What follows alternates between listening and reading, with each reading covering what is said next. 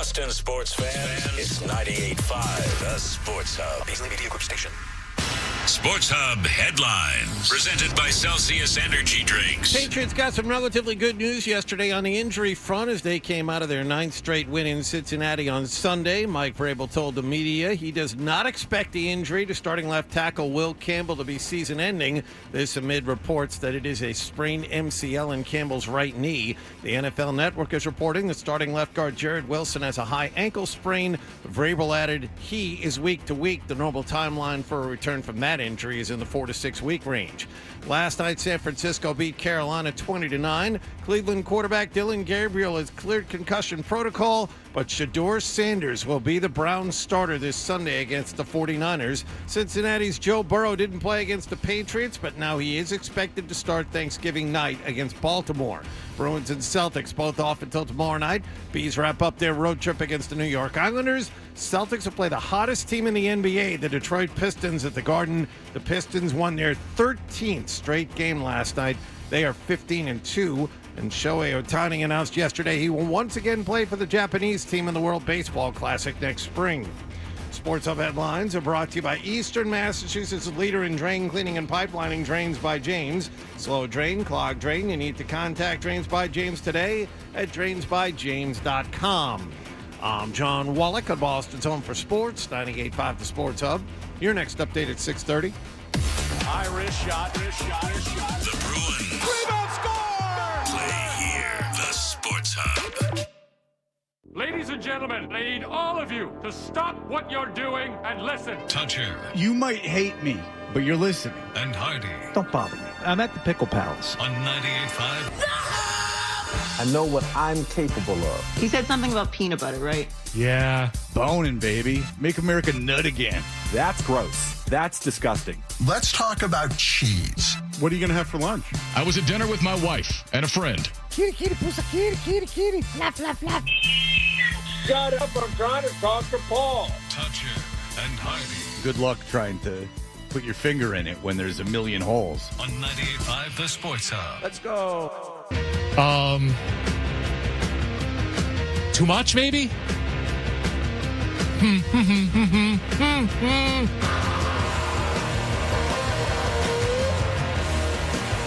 Hey, good morning, everybody. Good morning. We are Toucher and Hardy, Town Fair Tire Studios. Hi, James.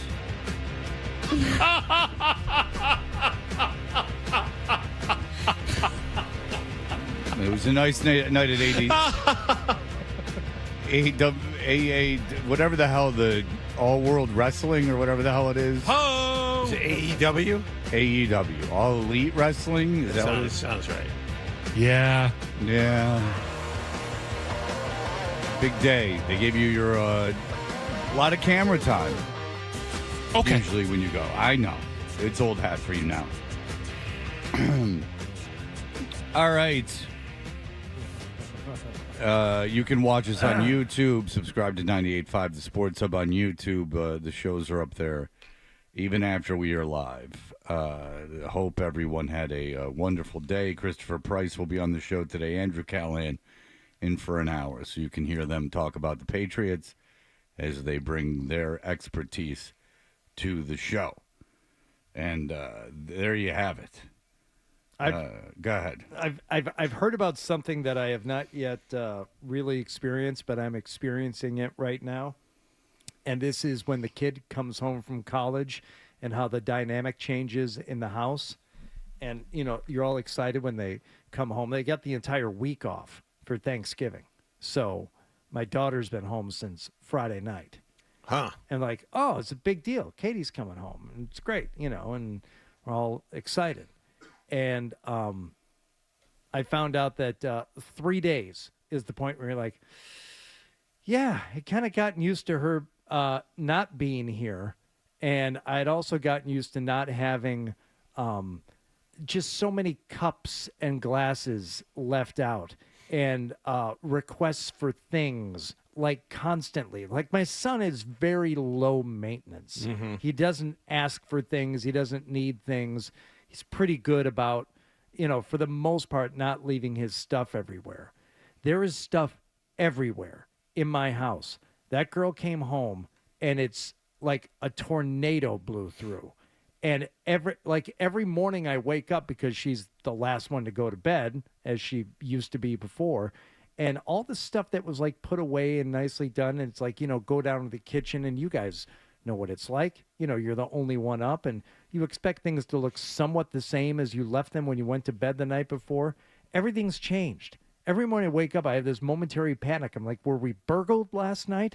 Did something happen in here? Is she up till like 2, 3 in the morning on the couch type thing? I don't even think it's that late. It's the upset. Things have been upset, overturned, opened, unplugged, left out, plugged in, left open, on, ajar, not put away. I love her to death. Love having her around. The dog, who could not have cared less about that kid when she was around, now won't leave her alone. But me, I'm like, wonder what this is going to be like at Christmas when they're off for like a frickin' month. That's going to be the real issue. Screwed up my nap yesterday too. Ooh, now that's sacred ground right there. A lot of clomping around when Daddy was trying to sleep. Remember, Fred, when Hardy would tell us, you guys are wasting the day. How can you go to sleep in the afternoon? I don't need 2 hours, Remember that? John. I don't put on the nightcap and go back to bed. I just need, all I need is like 20, 30 minutes on my couch Mr. in the basement. Flagwaver needs some sleep now in the afternoon. On my I find couch, that interesting. and especially on a Monday. I need it more on a Monday than any other day, but all I needed was 20, 30 minutes yesterday. Do you think I got it? No. Why? Because my daughter's home. Well, you know what? The good news was you took Beaton to go play golf yesterday, and I'm sure he enjoyed it. Top golf, sorry. But you some quality time. My son was there for like 3.5 hours yesterday. He didn't have school either. I'm surprised you didn't run into him. Oh, is he off this week? He's been off since Thursday. Oh, my God. Yeah. Wow. Wow. 10 days? Yeah. Wow. Because it's, a lot of kids board there. So it's Thursday, they get Thanksgiving, then they get 2 weeks for Christmas, then they don't get a winter break, and then they get 2 weeks for spring break. See, I like that no winter break thing. Well, yeah, because then their mother takes Zoe away in February, and I don't. And he has a car and goes to school far away, so I don't have to do anything until baseball season, and then I have to do everything. So he just drives around. Yeah, yesterday I couldn't nap either. I had parent-teacher conferences that only I attended that were scheduled for exactly for right in a row. I told you before I left, right during the nap. And then they had a half day, my daughter, because of the parent-teacher conferences, and I picked up her and 3 other children, 2 of whom were not girls, and took them to my house.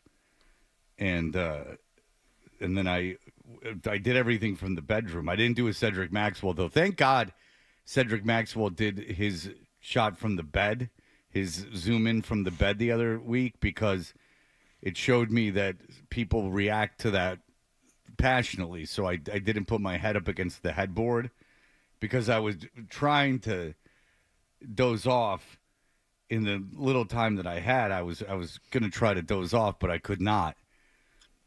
But yeah, that's there was a lot of carrying on too. Sometimes not though. Sometimes lulls. So it was interesting because you can. When I was driving, my daughter stayed in the front seat. The 3 kids were in the back, and they're acting. The kids in the back, they're acting. You know what I'm saying? Like they're acting. They're acting amongst each other. They're giggling and stuff. And usually my want would be to disrupt that in some way, but I kept my mouth shut.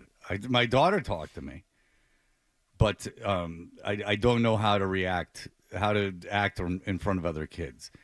Because if it's just girls, or in my son's case, well, just really with my daughter's friends, you can act like kind of goofy and almost like everyone's in on it when you try to embarrass your daughter. But then you throw boys in the mix. Yeah. And it gets, I don't know how to behave. So I just, Because, the girls you understand the dynamics. That with its girls, they don't care. It's all girls. But when you throw members of the opposite sex in, now you're talking about a heavy level of embarrassment I could be laying down. and you don't want to cross that line, because then once you cross that line of embarrassing, you can never really get it back. So it's funny because, like, I find myself trying to, like, everyone's acting in the car. Yeah. Everyone, including myself, I'm acting. Yeah. You're playing a role. Everyone's playing a role. Yeah. Like, they're, like, giggling in the back and very aware I can, like, sort of make out what they're hearing. And they're acting for each other because they're 14, 15-year-old kids that are, with members of the opposite sex, really hanging out for the first time. Yeah. And then there's my daughter, who was, like, wanted to talk to me, but I don't know what I can do at that point. I don't know what I can say. I don't want to ask too much about school, but so it's that was the first time that ever happened in my life. Yeah, there's a precious window of time when with kids, for me anyway, when you can feel like you can be comfortable around them and talk to them, and it's not like 4, 5, 6, because then they're just crazy people. And especially with like a group of them, like your kid and their friends. Like, I don't even know what's going on back there, and I don't want anything to do with it. You guys are all annoying.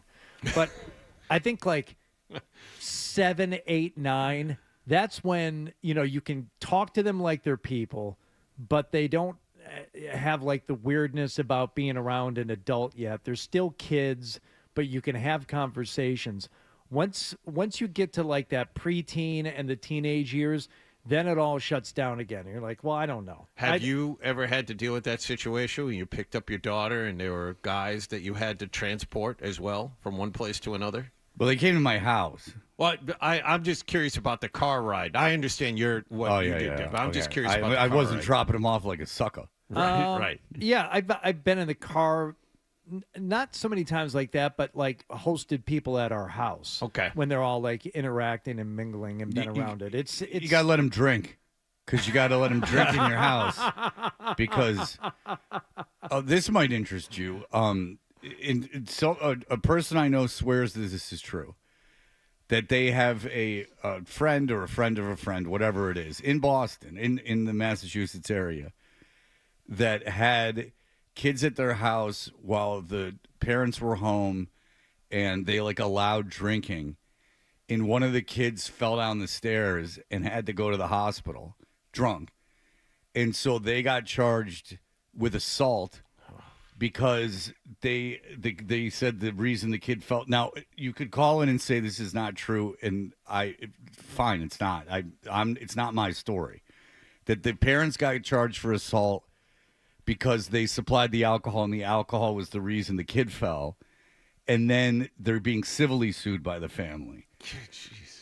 So I can't for the life of me figure out. I don't even have alcohol in the house, obviously, but like I can't. I guess it's not obvious. I mean, I guess I could, but I wouldn't drink it. So if I had people, I've had people over that drink in my house since I've been sober. But like I just don't buy. I obviously don't buy it and have it around.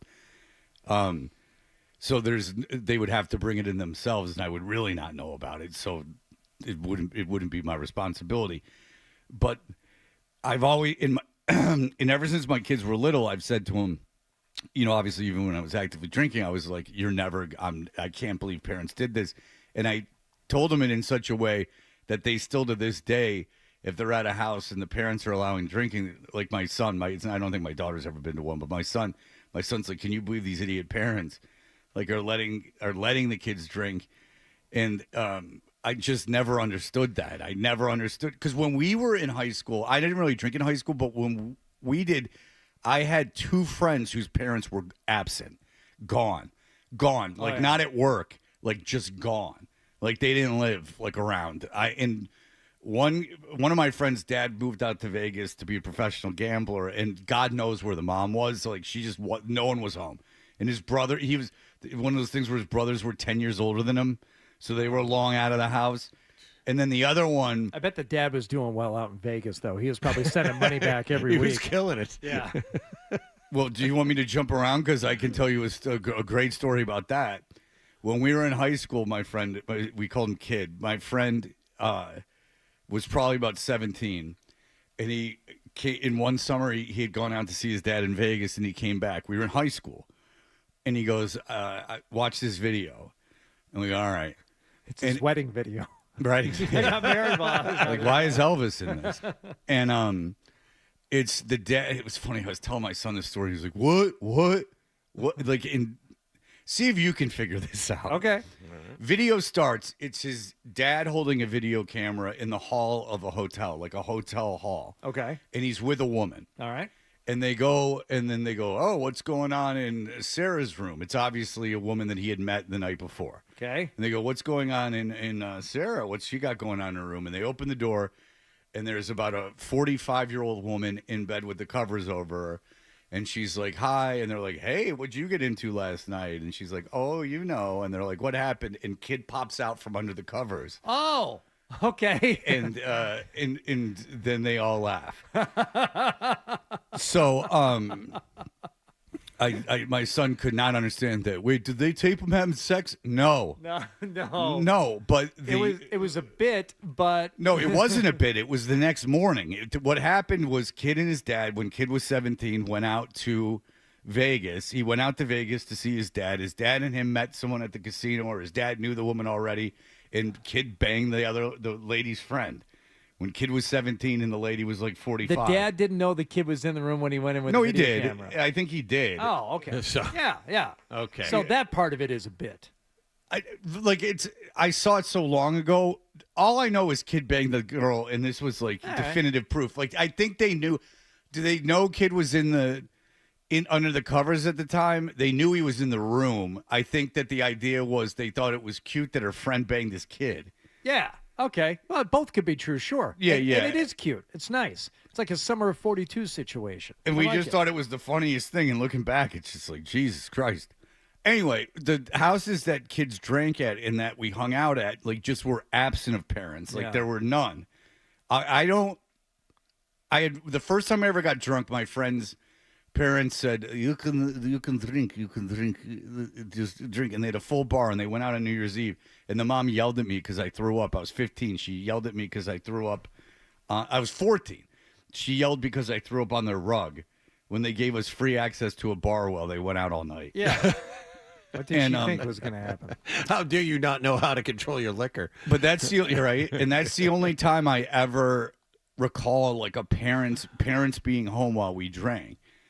So I've never really understood what the thinking is there, like why you have to allow that. And look, you allow your kids to drink, you don't. Fine, whatever. You know, everyone's got their own feelings about that, and it probably is like we treat it as too taboo, whatever. Well, but statistically, no. But go ahead. They go. You know that whole notion of like in France, it's so great because it's demystified. Well, the alcoholism in Europe is like outlandish. Yeah. So, but I was at a friend's house once, and I'd seen some kids there before who were drinking. I assume they were of college age, and after I was there another time, these kids had come over. They didn't live there, but there were friends of like other friends who had stopped over, and they were high school kids, and they showed up, and they had like the White Claws probably, something, and they were drinking, and it was like early. It was 8:30, 9 o'clock or something, and I said, I'm going home, and I saw this friend sometime later on and said, oh, you left early the other night. I said, yep. I said, look, nothing for nothing. We're friends, my business, your business. But for me, there's no way I would allow kids that weren't mine to come into my home and drink. Do whatever you want. But nope. And so much so that I didn't even want to be there when it was happening. So just do whatever you want. But that is a situation you can't be a part of. I can't. I don't want anything to do with that. It seems like there's no upside. Right. First of all, is it an attempt to have the kids think that you're like cool? No, because I don't really know what that is. And second of all, that you go, oh, well, I'd rather have them do it here than do it away. Well, how about they don't do it at all? Well, that's not realistic. Fine. But the more I normalize it and the more that I put it into their lives, the more obviously it's likely that they're going to drink heavily. If it's hard to get, for instance, like a heroin addict, when they don't have any money, it can be they're down to doing whatever they can for money. It's a difficult process. If you had $1 million worth of heroin, you're going to OD. There is a access in having it whenever you want it. I don't understand how you could even logically say that that's going to make anything better. It might not make anything worse. It's certainly not going to make anything better. It's just going to make it more normal and more accessible. And if you do have that instinct to continue to do it, you're going to be able to do it whenever you want. Does that make any sense? It does. And again, whatever the reasoning behind it, whether they just want to, be loose and they don't, I don't know how much thought was given into it. All I knew is that I didn't want to, be around it. And I would be the last person if one of my kids had friends over saying, you know what, it's okay if you guys just drink. Just, you're not leaving for the rest of the night. Just, keep it in the basement. No. Oh, if my kids went to a friend's house and the parents was allowing drinking, that's not my business. I'm not going to tell them what to do. Even if my kids were there, I'm not going to tell them what to do. But would you? But I wouldn't do it. Right. That's what I'm saying. I'm not going to do it. No, people do whatever they want. I don't care about that. I'm just defending the logic of not doing it. I just can't think of an upside in any way of allowing that. Even when I was actively drinking, this isn't some kind of like not drinking anymore, I'm better than you pedestal. Believe me, I think I've proven very often and very decisively I'm not better than anyone. Oh, we know. Yes, exactly. Some parents try to split the difference. I have a very good friend of mine that allowed his daughter to have guys and girls over. There was alcohol there, but what he did was he installed a camera in his basement so he could watch the kids. That's not weird. No. I'm bringing this up for a reason. He thought that this was completely normal. And I agree with you guys. Just don't do it. There's no reason. More bad than good can happen from this. But his rationale was, well, I wanted to make sure my daughter wasn't getting into any funny business and, she wasn't drinking. I'm like, then don't have all these kids over. There's no reason for that. But installing a camera in your basement is the height of just really strange behavior. It's voyeurism. Yes. He's whatever he was, 45, 50. She's 18, 17, and there are 10 kids in the basement. It's just really weird. So the idea is that he would probably tell you he was periodically like looking at the camera. That's correct. That's what he told me, and I said, you're full of really? This is the story you're going with. All right. Yeah, so you got to sit there and worry about looking at a camera all day, or do you enjoy looking at there's a lot of questions. Now, that would bother me. I'd rather you just say I'm letting them drink and I don't care what they do. Wasn't my kid, and it bothered me. I mean, what the hell's wrong with you? Why would you do that? No, if it was my kid, I'd rather you just let them drink and just, it was up to them not to drink, or to not drink and drive. Like, that would be what it would be to me. Look, if my kid comes to your house and you allow drinking, like, that's your business, and I'm not even going to get mad about it if my kid's there. And if my kid drinks, now if my kid drinks and drives and gets in an accident, there's going to be a lot of problems because you're going to be liable for it, as we all know, that you're liable for that, because they're underage. You provided alcohol. If they go out and get drunk and drive, that's a fact. I think that's anywhere. You're liable for it, so that's a whole situation, and I'll probably civilly sue you too. So, there's gonna be a lot of issues with that. But in terms of if nothing goes wrong, then that's your business. But my kids will have to suffer what happens if something happens. But I never saw an advantage to that. But yeah, that was the first time because my son really never has had girls over. He did in like middle school, but he didn't want them over at our house. He'd rather go to their house. Like so, this was the first time that has happened. So now that's over, and now it will only get worse. So we'll just go on from there. All right. We will be back in just a moment. Not a ton happening last night, but a game I'm sure everyone would be. It was very locked in on Monday Night Football and so on and so forth in just a moment. You're listening to Toucher and Hardy.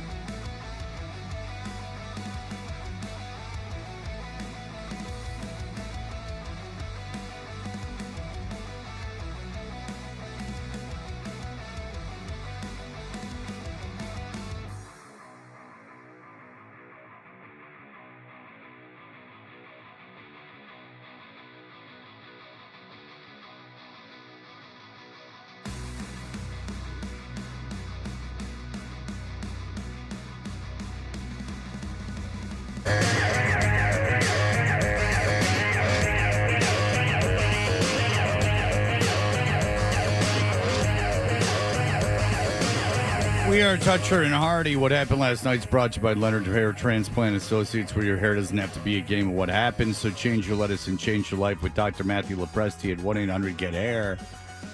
Go ahead, Hardy. San Francisco 49ers hosting the Carolina Panthers last night. Brock Purdy making his second start back from a toe injury in this one, starting the first quarter. From the 12-yard line, two receivers right, one to the left. Purdy with some time throws the slant to Jennings. Jennings breaks the contact at the 5 and walks into the end zone. There you go, 7-0 San Francisco early. There were a couple of turnovers in this game. Yeah, I mean, it wasn't perfect.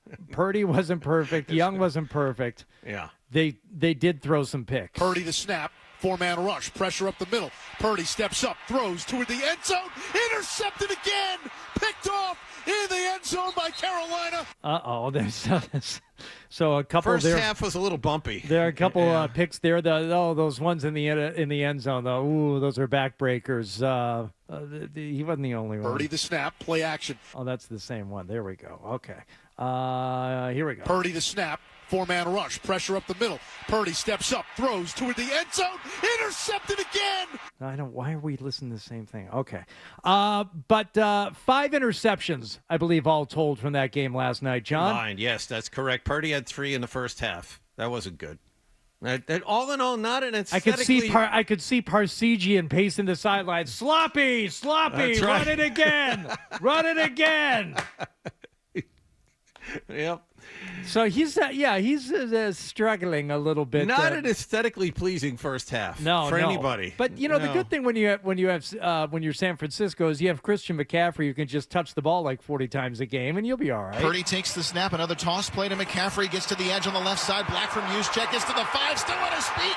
Into the end zone. Touchdown 49ers. So there you go. The 49ers would hang on to win 20-9. Bryce Young in his night, 18 of 29 for 169 yards, a touchdown, and 2 picks. Brock Purdy, 23 of 32, a touchdown, and 3 picks. Yeah, Not ideal. Great game. Great standalone game. That was good. Let's do more of that. But awesome. McCaffrey carried the ball 24 times for 90 yards. He also had 7 catches for 53 more. So San Francisco improves to 8-4 on the season. It's amazing. They have Purdy, who's not good, and Mac Jones, who's not good, and here they are. 8-4. Not bad. And this one outlier team, for years now, who's screwed up the quarterback position multiple times. And what?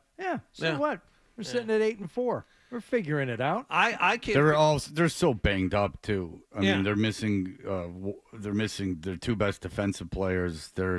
They've been so injured this season. They missed McCaffrey, obviously. Purdy. They're not very good. That's a team that if it's almost better off not making the playoffs. If you're them, Bryce Young is weird. I mean, he's not very good. Well, I was talking about San Francisco. But no, yes, Bryce Young is in Carolina is bad too. Yeah, Bryce Young was under 200 yards. 8 straight weeks, and then he pulls a 448 out of his butt last week before yesterday. Just strange. Yeah. Inconsistent. There was a dust-up at the end of the game. We heard Jennings there with a touchdown earlier. Apparently, he was punched in the nuts by Panthers safety, Trayvon Moehrig, earlier in the game. So he did not retaliate in time. They're giving him credit for not retaliating in the moment. I don't think he was capable of it. It was a bit of a scrum after a play had ended, and Moehrig came over and just gave an uppercut right to the nuts. And for Jennings, he just kind of like doubled over in pain and kind of reeled back. That's why you got to practice.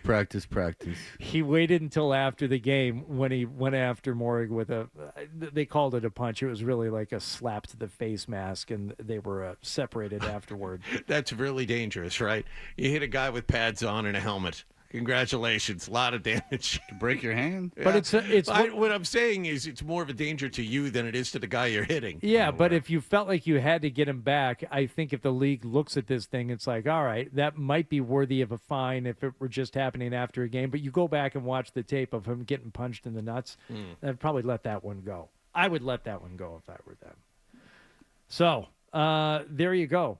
Meanwhile, Patriots getting ready for their contest coming up on Sunday. We heard the latest on the 2 injuries yesterday. Mm-hmm. We had heard that Will Campbell was an MCL strain.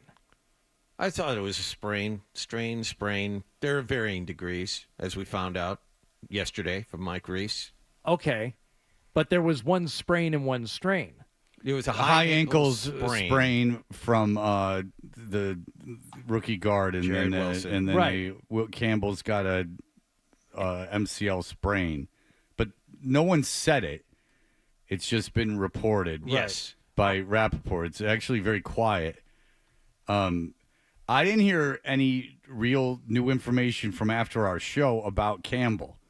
No, the only thing that was new is what Vrabel told the media yesterday during his press conference, which is that Campbell's injury isn't season-ending. Yes, and we have Mike Vrabel here saying that very thing. Mike, once again, not giving the full details, but enough to talk people off the bridge. No, I mean, he won't be out there this week, and it's going to be a couple weeks. We'll have to make a decision here on a roster, see how long that'll be, and go from there. But it's nothing that's going to, hopefully put him out for the entire season.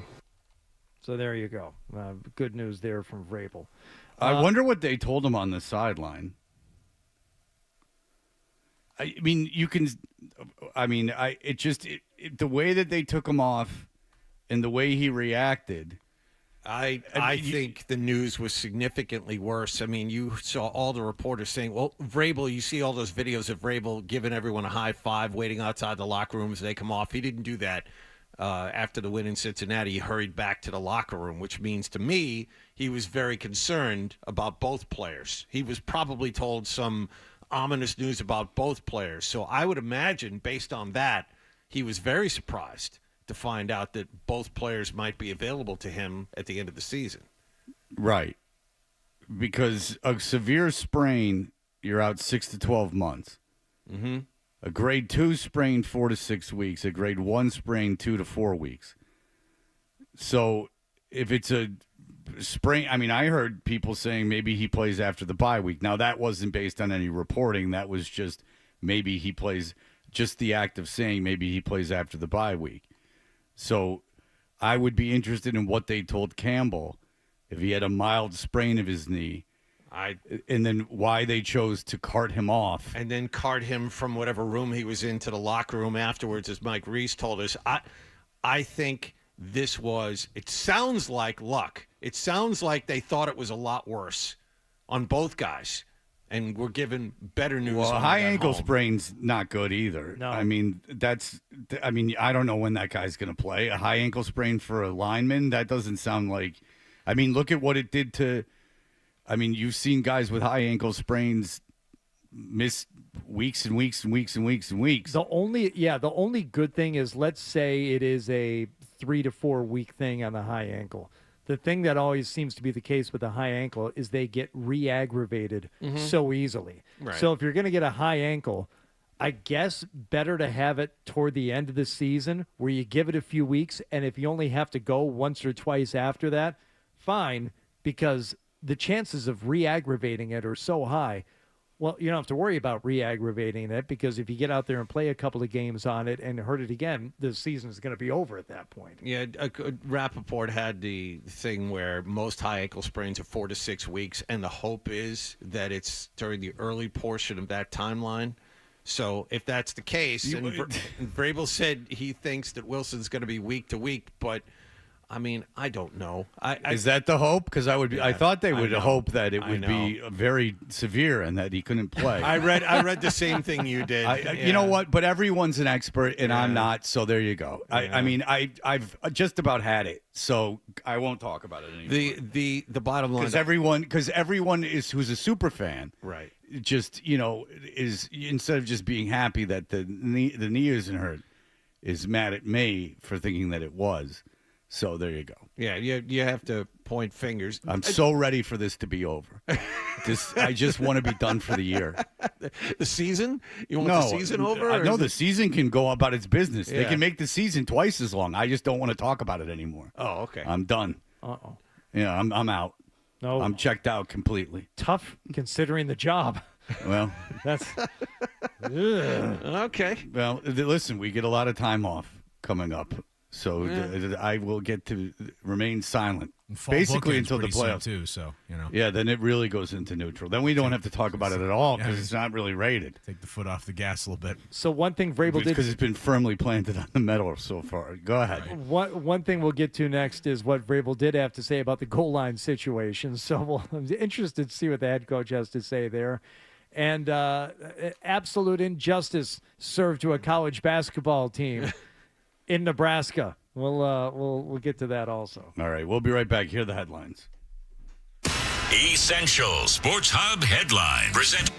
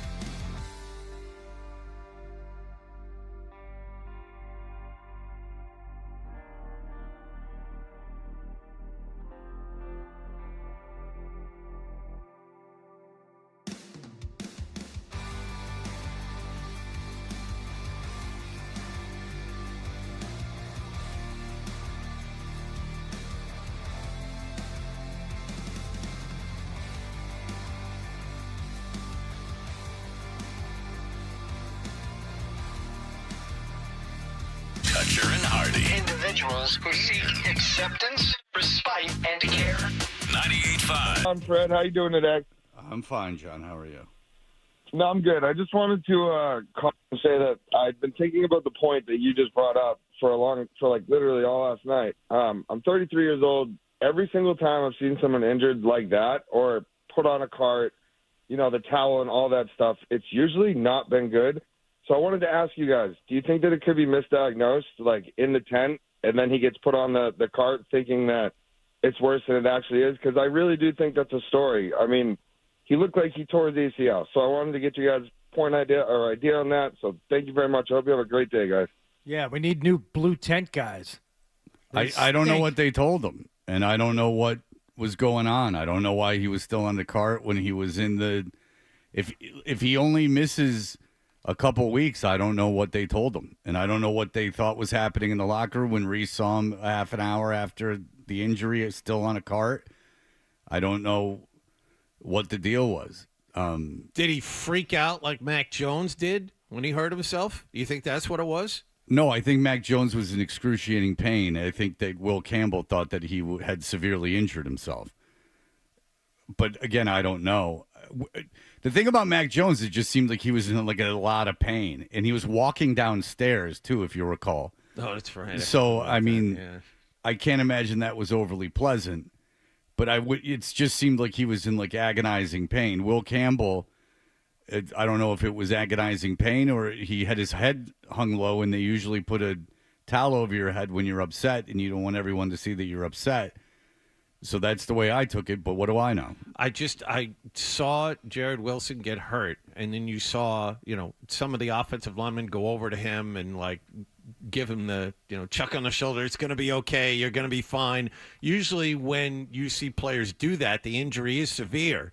You're a young kid, but you'll bounce back from this. We'll see you next season type of thing. It's just odd, the reaction of the players around these rookies and the reaction of Will Campbell. And then we get to the next day, and we might see these guys in a month. It's just, there's a disconnect somewhere. It's odd. The caller is right in thinking that way. I mean, it's like they were told one thing, and then later on, when they got better enhanced imaging, it's not nearly as bad as we thought it was. Yeah, but, I guess. Yeah, I don't know. Well, I don't know if it's anything. If they don't put him on the injured list, then that means they think he's gonna play within 4 games. Maybe it's something as simple as he doesn't have a long injury history. Not that I can remember. Not that I can see at LSU. He played a ton of games, and if you're told, remarkably, for the first time in your football career, once you're already in the NFL, that you've suffered some kind of a knee injury, however mild, that may have been devastating to him to the point where he reacted like that. Even if they didn't tell him it was severe, I don't know that he's ever had one before. So maybe that could be it too. Right. Right. I mean, when guys get carted off, it's not great news, but. Yeah, that's the thing. He's never had bad news before. I know, but I understand. What you said is every bit as valid as anything else I've heard. There's also just been very little reporting about it. There's really just the Rappaport report. Yeah. There's really nothing. Believe me, I kept looking. I haven't seen anything else. All right, let's get to what Vrabel had to say about the goal line situations here. There was more that I think we all could have done. You get into, the balls on the inside the 5-yard line, and you have to figure out how. Now, don't sell yourself short there, Judge. Inside the 1-yard line. Okay, go ahead. Go ahead. The balls on the inside the 5-yard line, and you have to figure out how, if you're going to go big people and big personnel, and we were out of that. And then you get into some other personnels, and you either have to, you can't block them all, or you got to read somebody and make decisions down there. Yeah. So they didn't have the personnel based on injury to go big, is what he's saying. That they didn't have enough people. Okay. Makes sense. Yeah. I don't like it, but, You got to come up with something else then. What Yeah. else you got? Well, you only carry so many, I guess, offensive linemen, and then when you get that many injuries, you don't have enough to put in for that kind of formation, and so there you go. You got a play that you can run that doesn't involve the big personnel, because Yeah, it still looked like they were trying to run the big personnel play. You know, you got the jet They sweep. did try to run quarterback draw something. I'm not running a jet sweep at the one. Lose 5 yards on that thing. Oh, if they ran a jet sweep and lost 5 yards, everyone would be even more all over them. I don't like that play. I know where you're going. But, yeah, I don't want – yeah, you run the tush push. Run a tush push. I'll run the jet sweep. I'm not afraid. They tried it once. You Didn't run a work. jet sweep. I'll take it. You don't get around that corner. I'll get around the corner. Give me the ball. All right. You better have wheels. I do. You better disguise that thing. There's a basketball tournament happening right now in Las Vegas. Of course, we've all been glued into the Players Era Festival tournament. The Creighton Blue Jays facing the Baylor Bears. Yeah, Baylor. Final Four teams. Yeah. So things went poorly for Creighton down the stretch here. Carr into the paint, missed the dunk, and a fucking foul. What are you talking about? That was 2 seconds after the play ended. Carr driving. He's outside the circle. He's outside the circle and he's set. He was outside the circle and he was set. Brett Smith blew it. He was outside the restricted area. He was straight up and down. He was set like the statue sitting out in front of New York, New York. Oh, live and local, like it. The tournament's in Vegas. Listen, good. the guys had. Listen, they got a good whore. You don't forget where you get one of them New York whores. That's right. Stop into Nathan's afterward. Enjoy yourself a nice hot dog once you consummate the relationship. I've been in New York before. It's really nice. And they called that. That's an absolutely horse crap call. In a game that's been played out like this. Unbelievable. How many syllables in the word this? In a game that's been played out like this. Unbelievable. You know, that's the scene that 311 came up in, by the way. Yeah, it is. Creighton's in Omaha, Nebraska. Yeah, that explains all their angst and anger. Well, it also explains the patois. Call by an incompetent referee. And ball don't lie. Oh, you missed the free he missed the free. Yeah, that'll teach him. Ball don't lie. Creighton's always in the tournament, and then you'll see him, and you'll go, "Where the hell's Creighton?" Yeah. And then you'll go, "Oh, Omaha." Yeah, I think multiple times I've looked up Creighton and Gonzaga. Like, where the hell is Gonzaga again? Yeah. Oh, Spokane, I think. Yeah, it's in very depressing country. But what conference, quick, is Creighton in, if you had to guess? Is there still a Big 12 basketball conference or no? I don't know, but it's not the Big 12. It's not a Midwestern conference. WAC? Mountain? Nope. Does the Mountain exist anymore? The Mountain doesn't exist. Are they in the ACC basketball? You're getting warm. I don't know. I think they're in the Big East. Is there still a Big East basketball conference? Yeah. Unbelievable. Well, then what was that documentary for? There was that big documentary with Gorman about how the Big East and how it's not a thing anymore because Syracuse isn't in the Big East anymore. There is a Big East conference. Holy moly. Yeah. And that's what UConn's in. Okay. Oh. There you go. Shows my knowledge of Eastern basketball. Yeah, Creighton's in the Big East with Marquette and DePaul. Well, at least Marquette, St. John's, and UConn makes sense. Xavier. Like Villanova makes sense. Yeah, like Villanova. some of these teams make sense. Butler, they're in. You always think of Butler, Indianapolis. You always think as being the center of the East. Yeah, the Big Ten really screwed up putting those West Coast teams in. They really screwed up. The SEC's doing fine. Yeah. The Big Ten having Big to go Ten out with- west is not good. 18 teams now in the Big Ten? Not good. I've lost track. I think it's 18. I mean, the Big Ten has 18. The SEC has about 27. I mean, it's just. But the SEC doesn't seem ridiculous. Like, it doesn't seem ridiculous that all Texas regional. or Oklahoma It's is in the it's SEC. relatively regional. That's Yeah, true. They've like, expanded a little bit. but not Oregon too far. and USC being in the Big Ten is ridiculous. Yeah, the ACC now has Stanford and Cal. I mean, it's the Big East has Creighton for basketball. It's odd. That's so funny that I'm so lame that I didn't even realize that the Big East was a thing anymore. Yep. It shows you my depth of knowledge. I think it's funny. Like, I was like legitimately angry when they added Penn State to the Big Ten. I'm like, this is ridiculous. What the hell is Penn State Now you doing got in Rutgers. the Big Ten? Oregon, Washington. USC, Oregon, UCLA, Washington, too. USC, UCLA. Yeah, yeah. it's Stupid. really dumb. It's really strange that all that populated area too couldn't come up with a fan base. I know. I mean, you have the second largest city in the United States. You have arguably the fourth largest city in the United States. Pac-12 made sense. Everybody's on the West Coast. Arizona not on the West Coast, but it's regional. It Whatever. makes It's sense. out west. But I mean, they're all like West Coast. It was perfect. All right. Jordan Hudson continues to demonstrate her marketing genius. We have to talk about it. This is actually kind of interesting. It's not just a blind rant.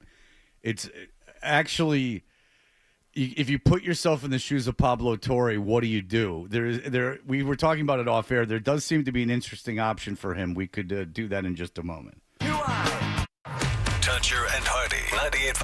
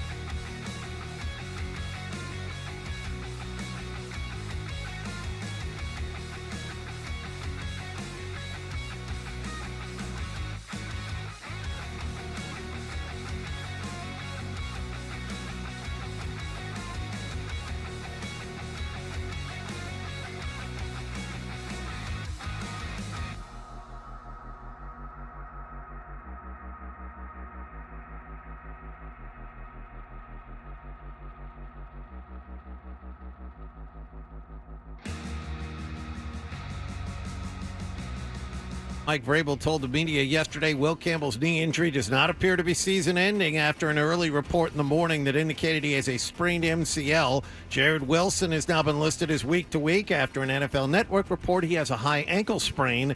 Patriots will play their final game before the bye week Monday night at home against the New York Giants.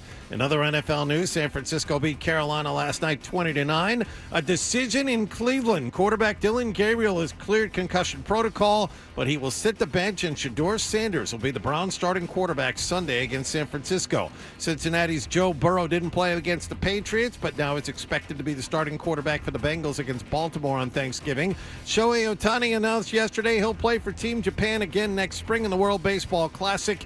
You will remember Ohtani pitched and got the save in the Japanese championship win over the U.S. 3 years ago. And the Bruins and Celtics are both off until tomorrow night. Bruins will visit the New York Islanders. The Celtics will play Detroit at the Garden. Pistons now have a 13-game winning streak. They are an Eastern Conference best, 15-2. Sports Hub headlines are brought to you by John Sewer and Drain Cleaning. 24-hour on-call service for your Clyde grade emergencies. Go to johnsewer.com. I'm John Wallach on Boston's Home for Sports, 98.5 The Sports Hub. Your next update at 7:30. New England plays here. Down the right side, there's a separation. Touchdown pass. Yes. Perfect dive from Drake May. 98.5 The Sports Hub. Oh boy, I guess it's time for more Toucher and Hardy on 98.5 The Sports Hub. Friends team, which is exciting for everyone involved. And she said, I'm going to sue you, Pablo Torre. And Pablo Torre said, great, come on the show. And she said, nothing in return. And then she said, one of many. And then this gets interesting. We've learned that Bill Belichick's daughter-in-law, Steve Belichick's wife, who I've known for a while, is no fan of Jordan's, went on a 40-minute rant in front of Bill and was talking about Steve getting fired and how much she hates Jordan, and he's got to make a decision between her and the family. So everything's going great. You couldn't see this coming from miles away. Again, old rich dudes have sex with younger women and date younger women all the time. All the time. Jesus. You know that girl from that got in trouble for having a emotional relationship with Robert F. Kennedy Jr.? She was like a political reporter for the New Yorker. She was like 23 years old, and she was engaged to another political reporter. Olivia. She just came out with some dumb book that's getting panned. Well, she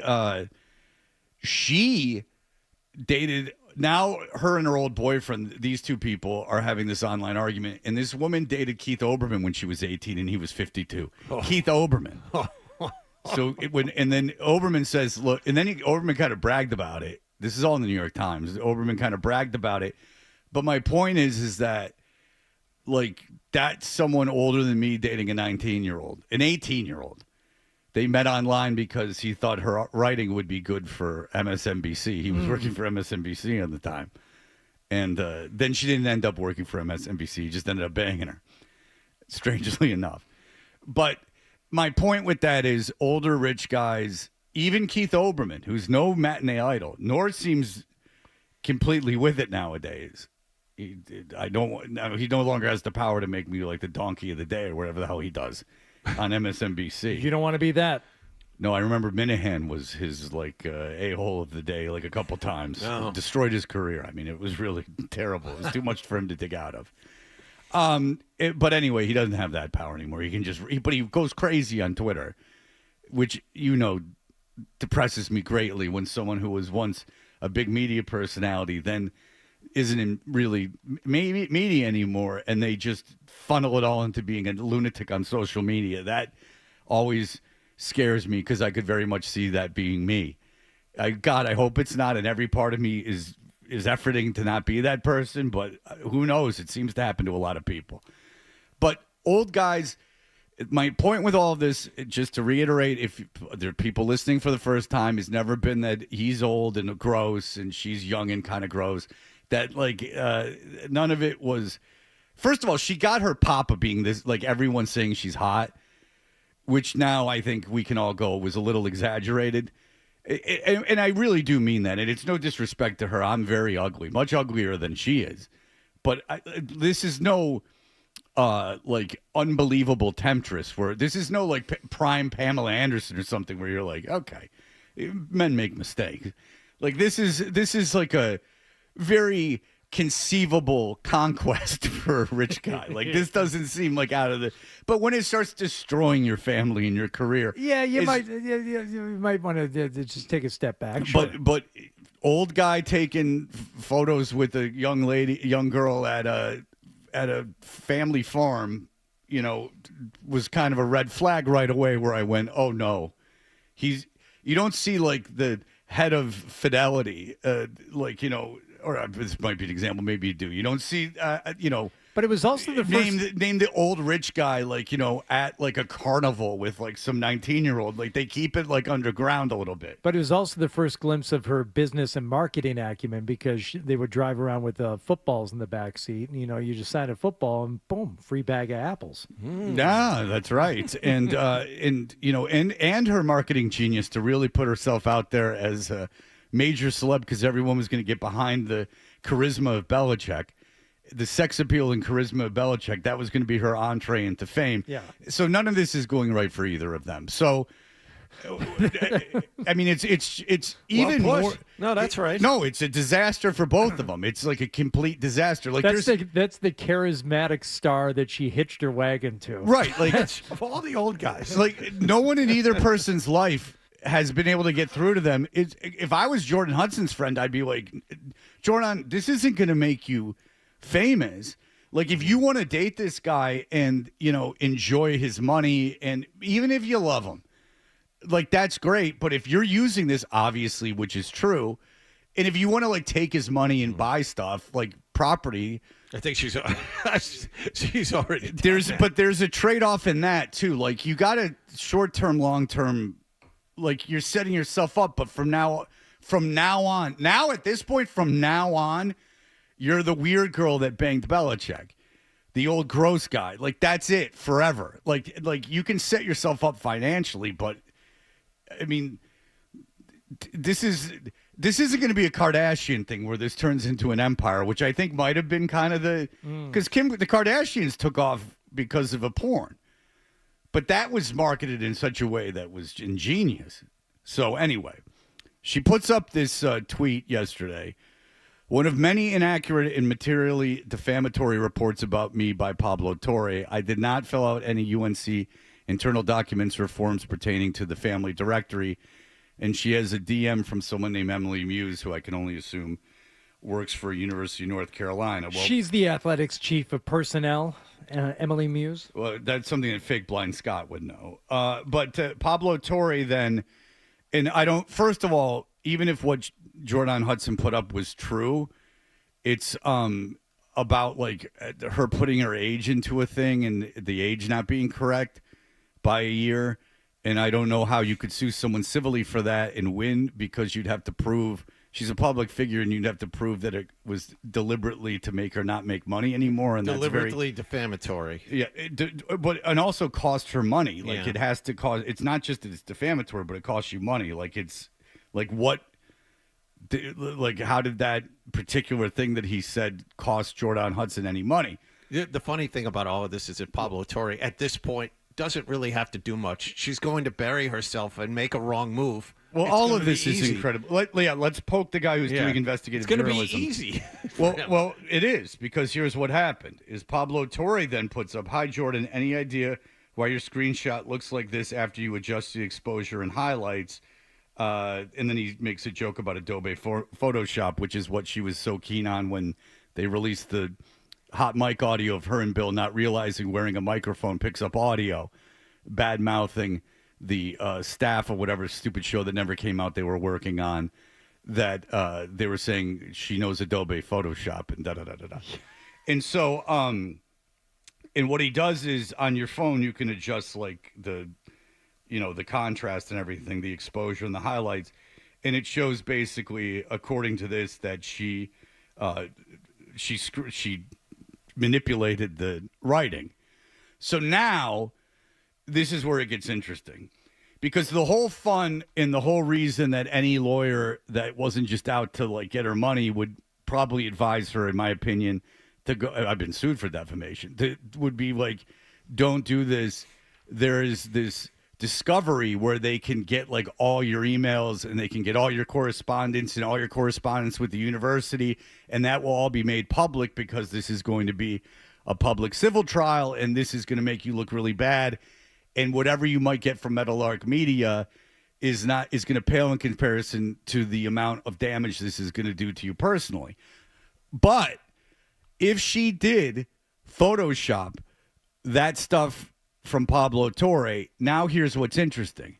If I'm Meadowlark Media, do I sue her for defamation? Now, here's what I'm thinking, is that you say, well, you're manipulating material saying that I lied. I'm a journalist. My reputation and my income is based on my credibility.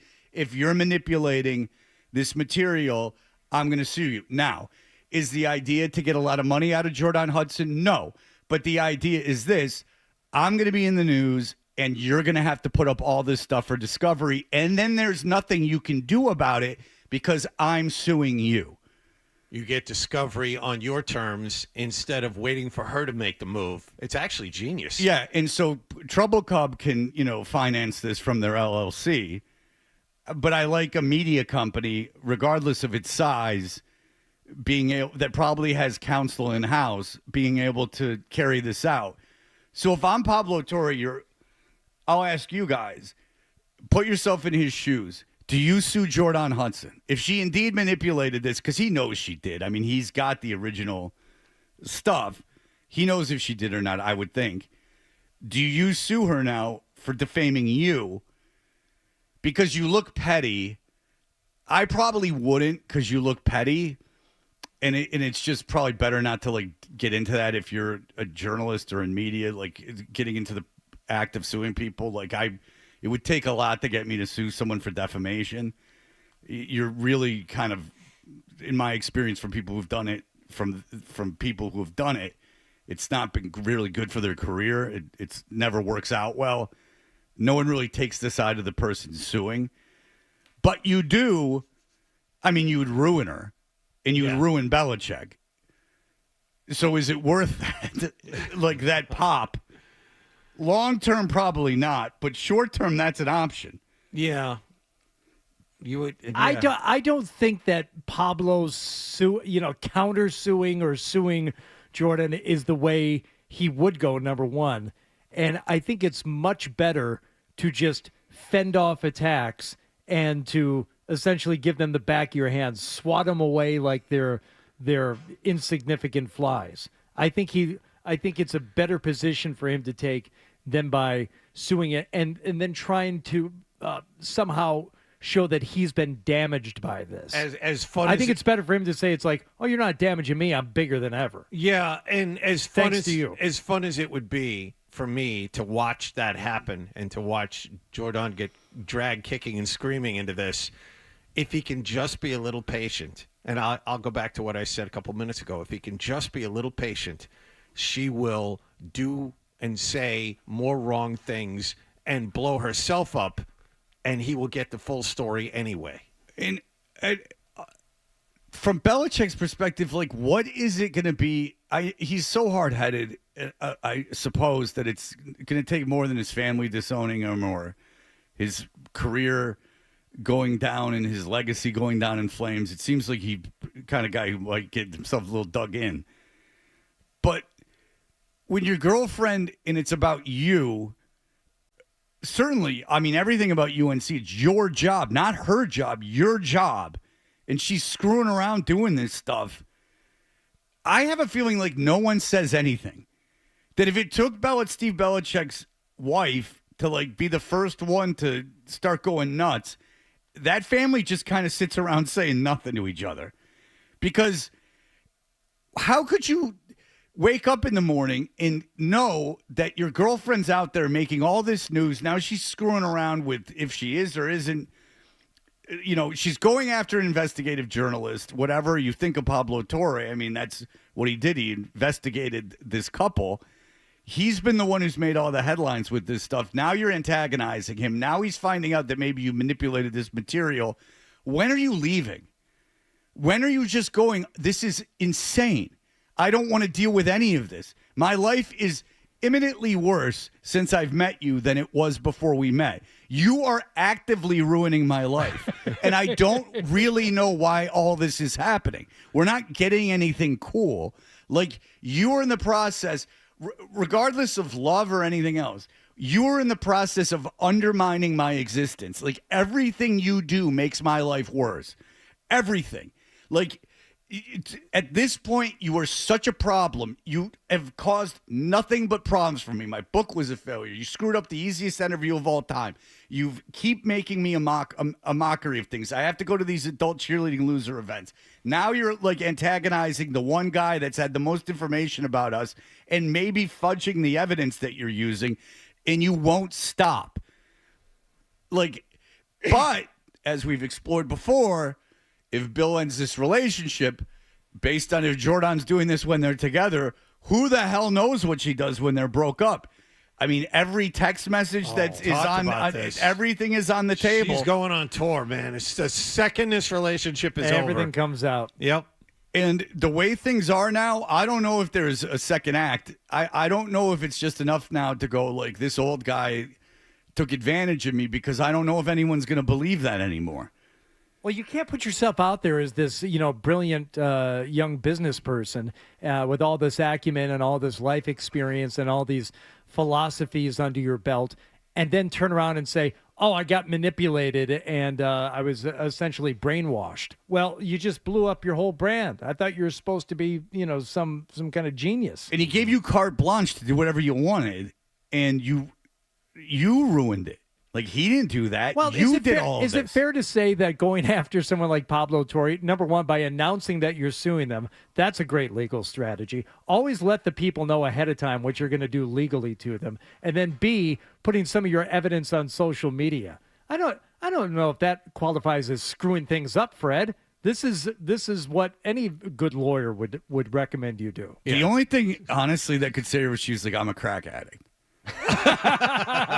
And I was smoking all this crack, and like I was doing all this, and I kept getting more and more paranoid, and I was smoking crack, and that's why I kept participating in adult cheerleading events, is because of the crack. And really, that's the only thing. Is like I was like in the depths of like this horrible crack addiction. That's really the only thing that can pull you out of this thing now. Is there another drug she could use, or does it have to be crack? Because I wouldn't believe heroin, because you don't shoot heroin and start firing off tweets. It would have to be alcohol or Adderall. Yeah, you can get addicted to Adderall, but does it? And it changes your personality, but it doesn't pop like crack. Got to be crack. Or she got a lot of money freebasing, because maybe she doesn't even need the crack; it's just freebasing. But short of like this incredible, like bottoming out drug situation. No, this is no good. Willie, I think I agree with you. Go ahead, Willie. I might have missed it, but like as much as I want to defend Belichick as the old guy getting the young tail, you're right. Like she is just everything she does is just bad for him. So it leads me to believe like maybe if she's that diabolical, she's got like a video of the guy or something like. And imagine how much she could extort him for that if like. Or just keep this tirade going, Well, Bill is so like impenetrable and non-human that even if she released emails of him saying stuff about his family or saying stuff poorly about like ex-players, he's not going to be able to defend himself. Like if he was at all human, you release that stuff and you go, yeah, like what do you want? Like, yeah, this was my girlfriend and we were talking and this is like stuff I said. Can't believe I loved her, and I can't believe she would release this stuff, but this is what it is, and da-da-da-da. But he's not going to do that, that it would release stuff and he wouldn't say anything, or then he would do an interview, and then he would just... Yeah. And he wouldn't be able to dig himself out of any hole. Because everyone makes mistakes. It's just, you got to admit you made the mistake. If you admit you made the mistake, then, short of doing a lot of damage to someone, saying stuff about people, you can say whatever you want. We all had done it. We all have said things we don't want out there. We all have. You admit it, that's fine. But when you won't admit it, then it never goes away and it only gets worse. The more you try to defend it, the more sand goes in the hole. The more you dig, it just keeps filling itself up. So anyway, I wouldn't even really have talked about it today if it wasn't for Pablo Torre being able to adjust it to make it look like it was possibly manipulated. That's leaving. I got to leave you now. Like, I got to leave you. Like, you are actively participating, and now it's getting egregious. Like, you got to stop. Like, this is stuff that you do when you're 24, but I'm 73 years old, and I can't take this. I'm going to die because of this. Like, you're putting all this on me in the last years of my life where I've worked all this time and gotten all this money and success. You're just sucking every bit of enjoyment out of it. And I can't enjoy my life anymore. I have to leave you. I can't believe she swung me over to Bill's side. Bill's got to leave this woman. Yeah. Like, this is the last straw. You can't like, stop playing around on the internet. Like, stop it. Like, stop playing around on the internet. You got to stop. You're out of your mind. All right, we'll be back in just a moment with Christopher Price. Toucher and Hardy, those scams.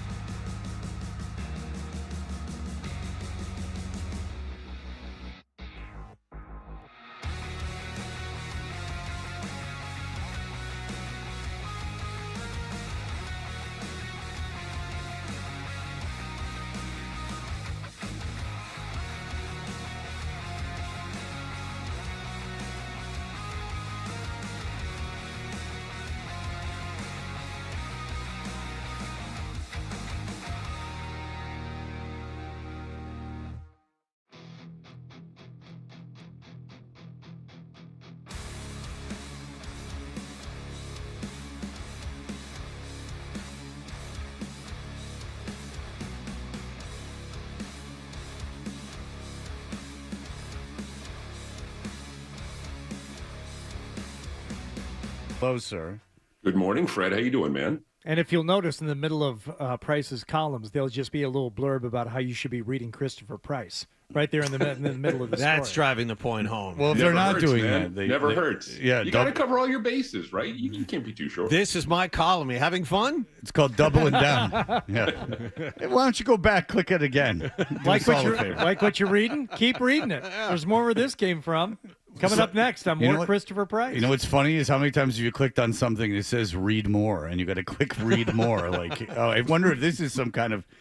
By the way, if you're advertising on something that says read more, just know that these are legitimate clicks. Like when it, so you might as well take half or everything. Every click you see is 1/3 worth of what you're actually getting. All right, Christopher, you take the ball. People are sick of hearing me talk about it. What are you hearing on the injury front? Will Campbell is going to be back before the end of the year. And I think that's as good a place to start as any, given how bad the injury looked on Sunday. There were initial thoughts that he was going to be gone for the season. They were going to have to figure things out at left tackle long term. And when I say long term, I mean the rest of the year, obviously. But if you're able to get him back before the start of the postseason, then you're going to be in good shape. Apparently, the same is true with Jared Wilson. Really, I think the most important thing for this team right now is to figure out a way to get that number 1 seed. And I think if you go 4-1 the rest of the way, if you can figure out a way to go 4-1 the rest of the way, that should be enough to lock down the number 1 seed. The team that I think that you're probably right now at least a little bit worried about, not worried about, but you're most concerned about is probably Denver. So I basically, though, to answer your question, he's going to be back between now and in the start of January. It's just a matter of when. Okay, when will you know kind of or ever what happened with Campbell in terms of will they ever get into like what he was told on the sideline? Reese was on yesterday. He said that he was still on a cart, well after he had been taken off the field. He obviously was very upset when he found out what happened, and they can do stuff on the sideline. They obviously thought it was bad. Vrabel thought it was bad. It seemed after the game. Will you ever really get a definitive idea of what they had to do? I'd imagine they had to scope it and stuff. I don't imagine they just went with an MRI, but maybe they did. I will say this, though, Fred, that he was good enough to fly home with the team. Okay. And that's, admittedly a low bar. But I think that's, again, as good a place to start as any. If he had to stay in Cincinnati overnight for observation or whatever the case may be, then I think that, you're talking about a more serious, again, a more long-term thing. But right now, as it exists, I think there was real concern in the moment that it was more severe than ultimately it turned out to be. Because, again, like you said, look, Vrabel was not happy about it after the game. Vrabel was clearly, a little bit upset. Some of the rest of the offensive linemen really didn't want to talk about it as well. So, you understand that and, you kind of move on from there. But again, I think that the big thing is he's back with the team. He's in New England. He was okay to travel. And so all signs, again, point to the fact that he's going to be back before the end of the regular season. And that's good news. And just one final word on that is when will we know if they put him on IR? They will probably make a move here within the next couple of days if they are going to put him on IR, because they have to start, obviously game planning and thinking about, the best possible 53 or 48 or whatever it is that they put out there for the Monday night game against the Giants. So they're going to do it. If they're going to do it, they're going to do it sooner rather than later. How do you explain the reaction, Chris? We'll get to Wilson in a second, but how do you explain Campbell's reaction and the reaction to those around him and kind of juxtapose that with the ultimate diagnosis? I mean, you see a towel over his head. He's openly weeping. He gets carted off. The lineman didn't want to talk about it afterwards. And then it comes back that we may see him in a month. And, Jared Wilson leaves, and you see Morgan Moses go over and put his hand on his shoulder as if a veteran saying, don't worry, you'll be back. Maybe this season is out. It just both looked a lot more serious after emerging from the blue tent than it ultimately turned out to be. How do you figure that? In those moments, they're very emotional moments, and there's a lot of adrenaline going, and it's in the first kind of blush of what happened. And so I can completely understand there is a level of not excitement, but a level of, like I said, the adrenaline is rushing. The adrenaline in that moment is maybe causes you to think, oh no, this is a long-term thing. This is a more serious thing than it turned out to be. But it turns out that, hey, everything was okay, or not okay, but again, it wasn't as bad as they thought it would. Was ultimately going to be. Okay, so the offensive line have been playing, I think, better than a lot of people's expectations, and maybe we saw some of these things start to manifest in the game. Vrabel said yesterday that their inability to punch it in when they were down on the 1 yard line. They wanted to run some big personnel packages that they couldn't, and that's that impeded how they wanted to run things. How is it going to affect them starting as early as this Sunday with those two absences? What do you think they will do to kind of balance that? Hardy, I think it wasn't just the struggles in the red zone where we saw, the fact that they were down a couple of offensive linemen. The fact that, I don't think they took a lot of shots to Kayshon Boutte, and maybe part of that is just because he was, back after a couple days or a couple games on the shelf. I don't think that this is going to be an offense that's missing, a couple offensive linemen. I don't think this is going to be an offense that's going to take a lot of deep shots. I think we saw that on Sunday where, you leaned on Hunter Henry, who had a career day, 115 receiving yards.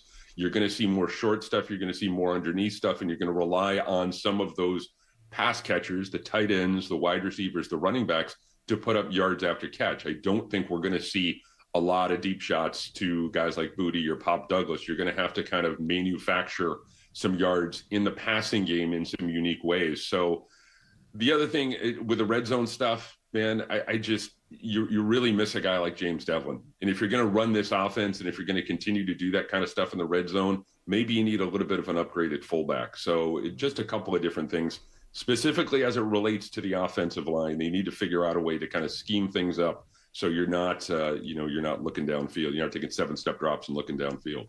What's going on with the run defense outside of the absence of Milton Williams? It was so strong in the last few games. It's not looked as good. Yeah, I think I heard you guys talking with Mike Reese about that yesterday, and I would echo what he said. Look, it's the end of a very long stretch, and they're coming off after the Jets game. They had the 3 games in 12 days. They did have that mini bye kind of built in there, leading into this one, and they're going to have a bye moving forward. But they played 12 games and they haven't had a break. And I think that they could use a little bit of a jolt here down the stretch. Obviously, like you said, it starts with Milton Williams. The fact that Tonga was not at 100% as the game went on. And when you run Corey Durden and Eric Gregory out there, it's not the same as running Milton Williams and Tonga and Barmore in that group. So you're going to see a bit of a step down with that personnel package. So there are multiple things there.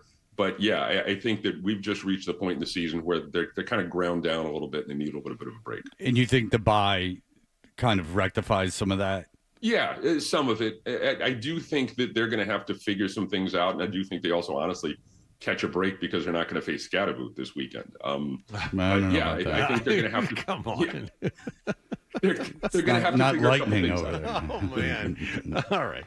They ran the ball pretty well against the Lions, I think. But okay, without Scatterboot. But they're going to have to figure out a way to get back to where they were over the first month of the season because coming up, they have James Cook, they have Derrick Henry. They're going to be tested on the ground moving forward, and how they operate, what they do, is going to go a long way toward defining the rest of the season. You know what's funny is unless the Baltimore gets healthier, I think the Patriots are a better team than Baltimore. Yeah.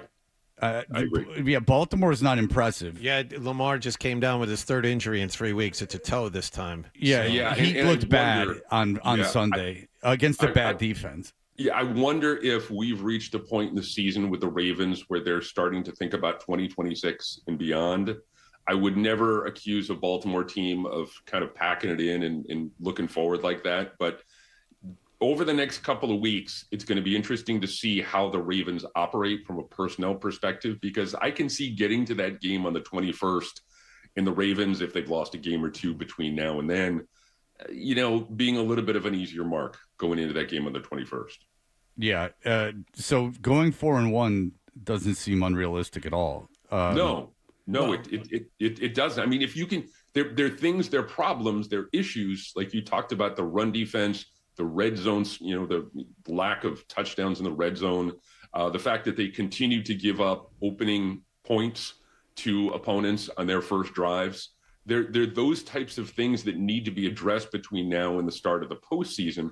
But those are manageable in the short term, especially if you get Milton Williams back, if you get Will Campbell, Jared Wilson. If those guys are back in your lineup, you can kind of scheme things up and figure out a way to go 4-1 between now and then. And again, kind of hold off the Broncos. I think you're going to be in good shape because if you're home, you just get healthy anyway. You know, the bye aside, you don't have to get on a plane. You don't lose the day. You can stay at home, and I think that sets you up much nicer than if you had the 2 or 3 seed. Yeah, it should be interesting. 14-3, that's a pretty good record. It's unbelievable. Yeah, especially, I mean, given what we were talking about last year, that 14 or 4-13, and we were writing draft stories, and before Thanksgiving, it's quite a turnaround for this franchise. Yeah, and Denver's schedule is no joke. So I think you're right. If certainly, I mean, they might even be go 3-2 and they get the first seed, but it's very good. Christopher Price, always appreciate it, man. Thank you so much. Enjoy the weekend, and we will talk to you very soon, hopefully. Take care, guys. Happy Thanksgiving. Happy Thanksgiving to you. All right, we'll be back. We have another very special guest, someone who's blessed. # blessed. We'll tell you all about it in just a moment. Here are the headlines. Essential Sports Hub headline presented by Celsius Energy Drinks. Patriots head coach Mike Vrabel told the media yesterday he does not expect the injury to starting left tackle Will Campbell to be season-ending. This amid reports that it's a sprained MCL.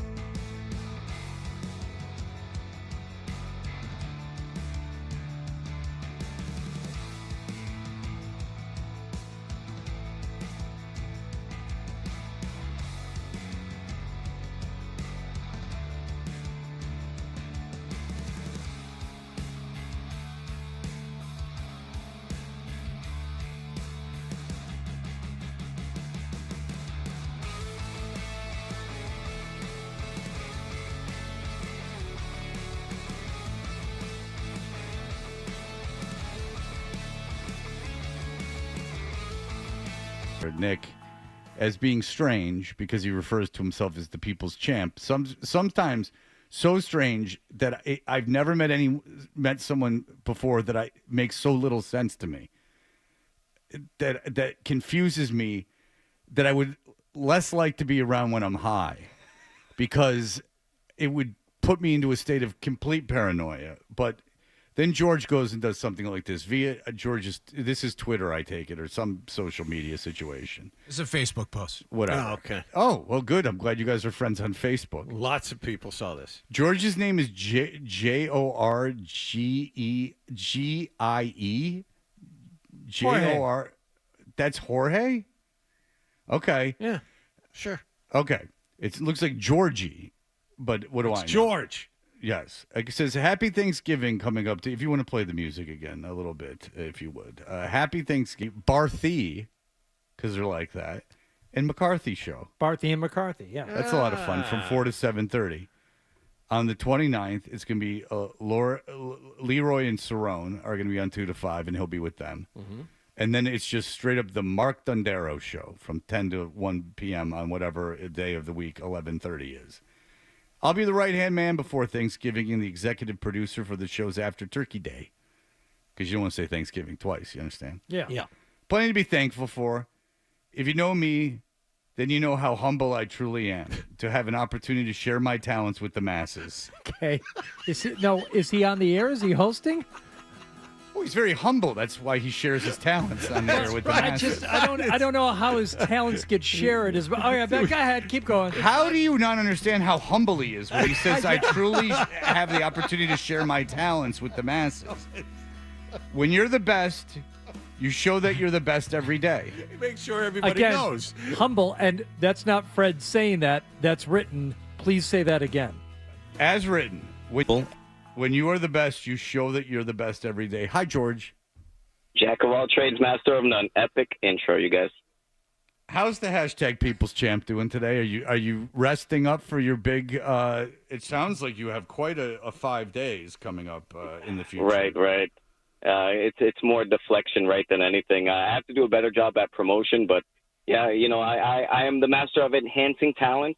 And what I bring to the table is, the best pre-production that you could imagine. I kind of pre-produce, sort of Peyton Manning style, and make sure that everybody's at ease. Everybody's, as you can see, I have quite the cast of characters and talent to kind of juggle around and make sure that every show is different and independent with high attention to detail given to each day. All of that is whatever you said. Dondero, keep the water in his mouth if you would, because he's been known to spit take. Now listen. Yes. George, being the best, how do you show you're the best every day? Well, I put in the work, as you could imagine. I make sure to overload the talent with all said work. I'm mostly to stick to the book. I don't like grab ass unless it's contrived. So you'll notice that my shows are not off the rails. And limited grab ass unless do you hear some shows and you're like, this is poorly produced? Absolutely. Yeah, on this station. The secrets amongst those who work the sports media and sports radio would know, right? Is that why you don't take your picture with anyone from this show, but you only take your picture with Zolak and Felger? Oh, you bet your sorry ass I'm coming in there. I'm getting my picture with you today. Oh boy! No, well, you're just doing. I won't let you because you're doing it out of an obligation. No, I actually had planned to do that, and I actually had brought something for you. I had to take out my championship belt to be able to put in the sports cards that I wanted to put in. So I'm going to bring that in studio and have you guys enjoy that in the meantime with Callahan and whoever else will be in studio. So you're gonna bring in sports cards for me to look at? Yeah. You'll notice that they're meticulously in alphabetical order and in chronological order. And in order by city. So, yeah, you'll notice that. And you'll notice Milwaukee in the binder, too, in the AL side because, obviously we grew up that way. Georgia, I noticed that on Twitter, the hashtag People's Champ Radio has more than a dozen posts going back to 2024, but they're all from you. Do you hope that the hashtag People's Champ Radio somehow becomes something that other people will also start using, and are there any guidelines for people using the hashtag People's Champ Radio? Nice, that's a great question too. I'm working on the copyright, and I'm trying to be a social media darling. I don't have that quite down. As a 39 going on 40-year-old, I kind of missed the boat on that. But it is a way to kind of document things and the righteous self-promotion that I get to do. And I should do more of, actually. But it's a way history will be able to look back on you. Correct. George, and I see that you photoshopped you and Jim Murray and Jay Stu's faces on Celtics players. Now, how do you stay humble? Well, I'm well-grounded. Those who know me, I'm very generous. I'll hold the door for even gentlemen, those kind of things. I'm raising my boys to be that way. That's right. You have children. Yes. Do they know you're the people's champ yet? They know I have championship belts. Actually, an embarrassing story, Fred. I had 2 championship belts I didn't even know in my bag. The one that was hidden away was the Winged Eagle championship belt, and the way I noticed this is because I was having trouble putting my big binder of cards inside my bag. I thought, okay, this has to be maybe something left from the portfolio or something from my selling days or something. And it was the second championship belt, the Winged Eagle.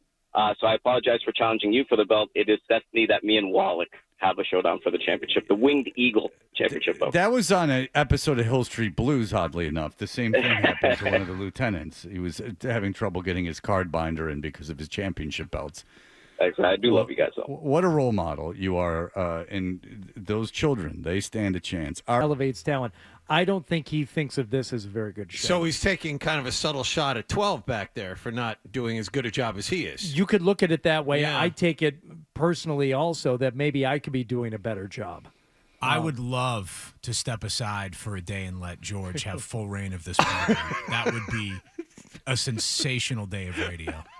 Fred and I'd would like last, to talk more about it, but we need to 15 minutes? Maybe less. I don't understand one thing about this guy. He's the most puzzling person and Adolfo. I basically took care of Adolfo for 10, 15 years. I understand. It's just something that travels with me, yes. I just have no idea what's going on. Is this really Adolfo? Yes, it really is. So George is kind of, you think he's kind of playing a role, but then he kind of takes a left turn and you think, oh, it might be real. No, I don't know it's very strange. All right, look, we'll be back. Andrew Callahan is here. He'll talk about the New England Patriots. We'll have that for you in just a moment.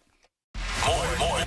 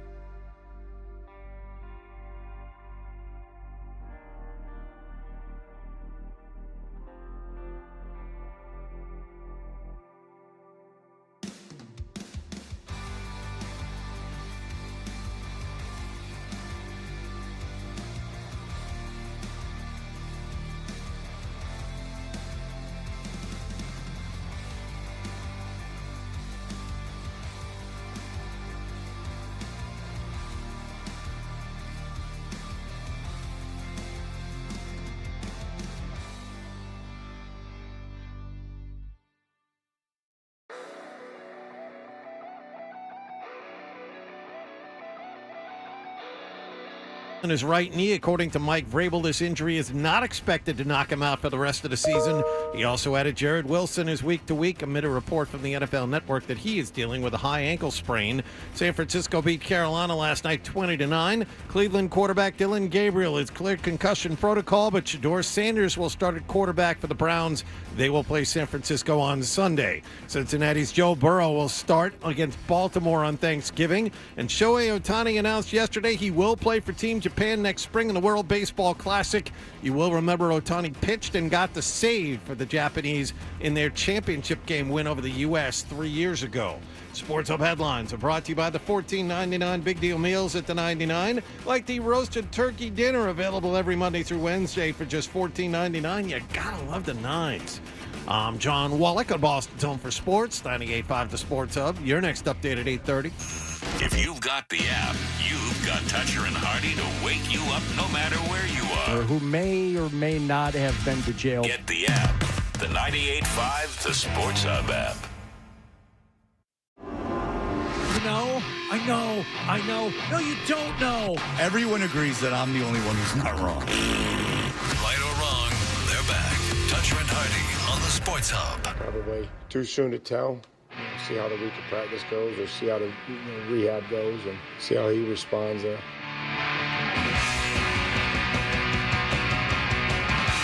All right. People love Andrew Callahan, and we're very fortunate to have him in during football season on Tuesdays for the whole hour. We'll play two stats and one lie coming right up, but he has to follow George, which is not easy. The after George is on the air conversations are, if you're in the audience and you can figure it out, God bless you, because no one here can figure out what the hell's going on. No one. The People's Champ thing, I don't understand it. I understand Jimmy Stewart. I understand Sarge. I understand Adolfo. I understand all these people. Shout out to Sarge. George is...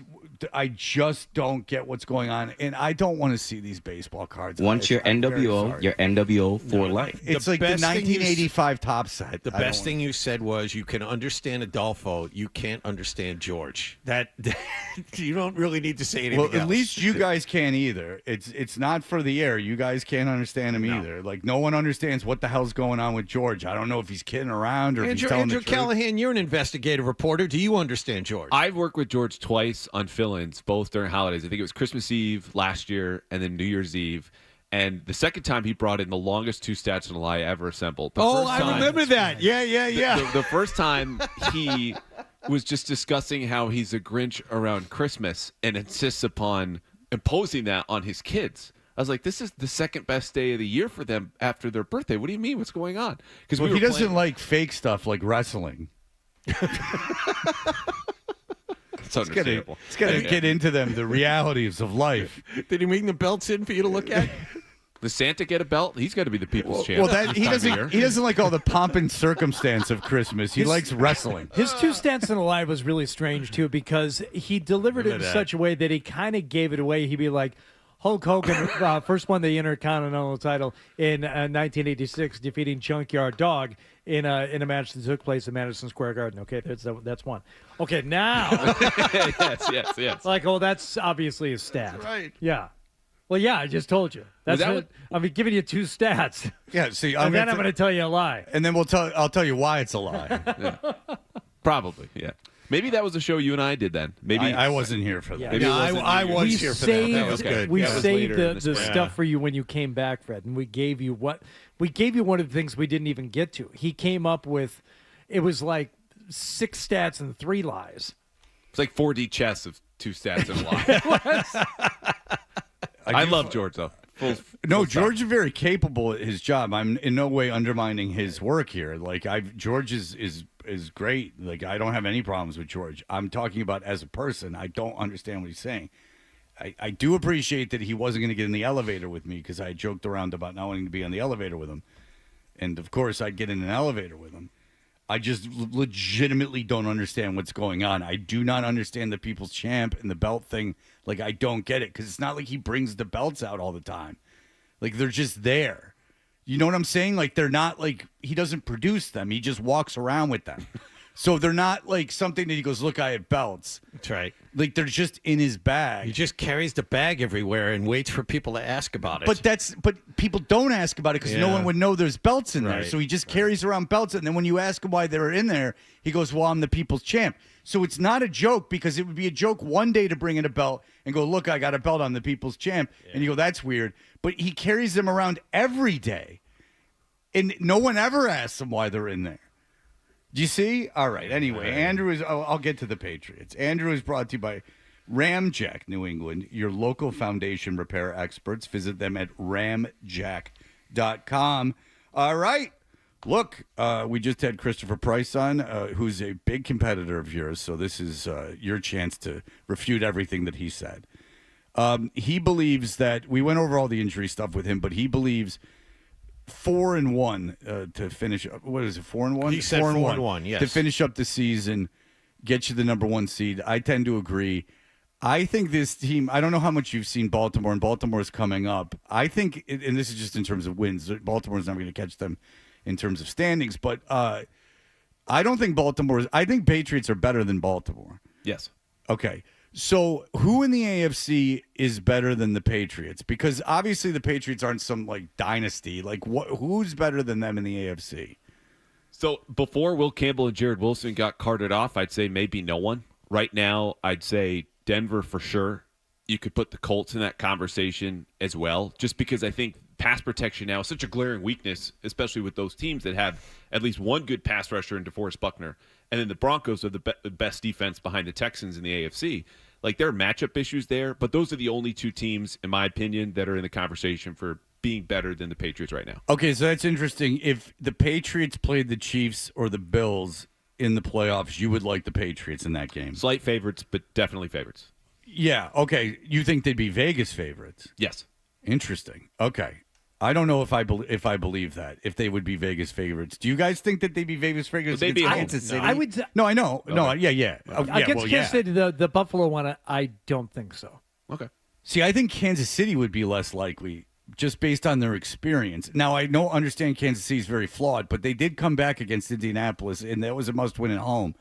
But that was the first one-score game that they've won this year. And if you think it could be close, then you really can't give much of an edge to Kansas City. But the other way you could flip it, Hardy, and they were trying to do it during the Indianapolis game, is that they aren't good in one-score games this year, and they've been great in one-score games in the past. So you could look at it like it's the way the ball bounced in a couple of these games, and they're really not that far off from where they used to be. I guess. Look, we could spin this in a million directions. Well, and the other way you spin it is, what is the betting public going to think? Because as you know, they're going to want Kansas. They're going to think Kansas City. Yeah, the line has nothing to do with who's going to win by how much. It's about getting 50-50 action on that bet. So you put a line out there: Patriots versus Kansas City. Who are you taking?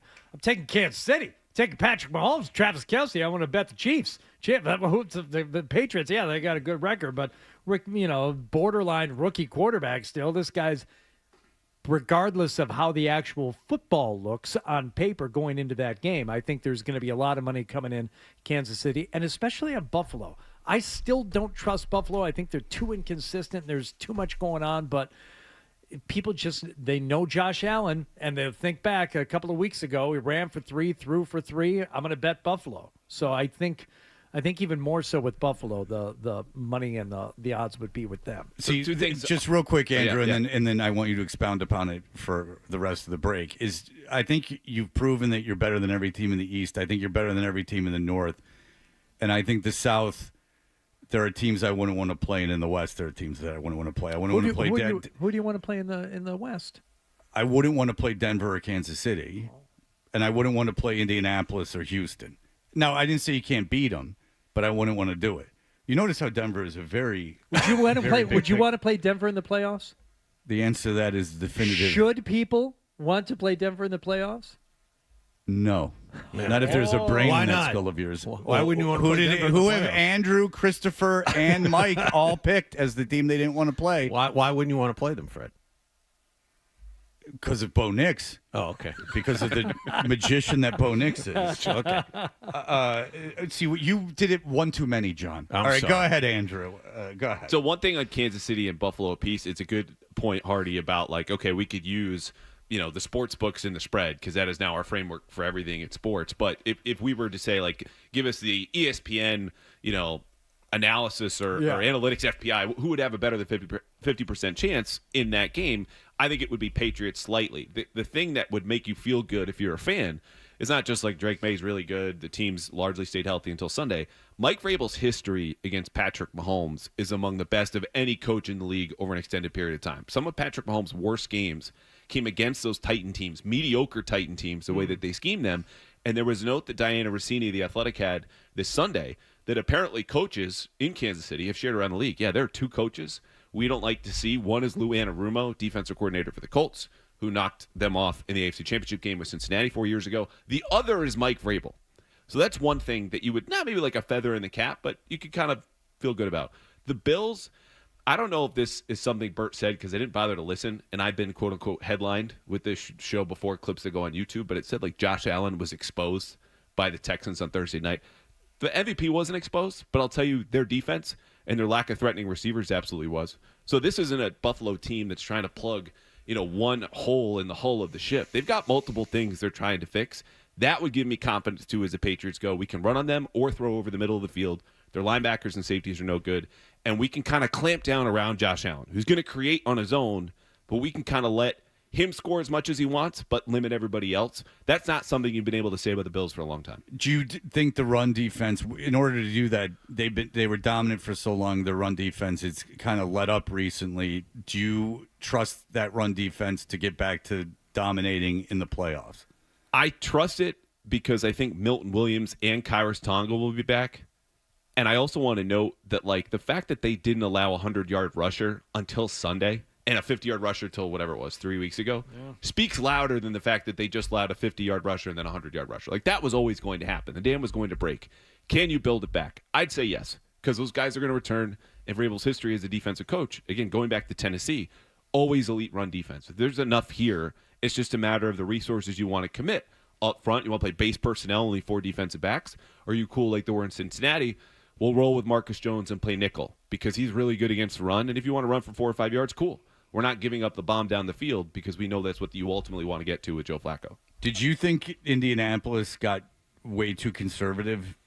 I don't know how much of that game you saw, but do you think that they kind of gave that game away with how conservative they were at the end? I didn't see the end of that game, but I saw the box score and just how they absolutely just kind of like sat on their hands the last 3-4 drives, I think it was. Yeah. So something obviously went wrong, and it wasn't just the execution. I mean, those games, when you got a chance to knock out Patrick Mahomes, we know you got to take what they would hook. do is they would run on first and second. I mean, there's a lot of time left. I mean, you're killing clock like 9 minutes left, like 10 minutes left in the game. That's, I wouldn't advise that, but I'm no stretch.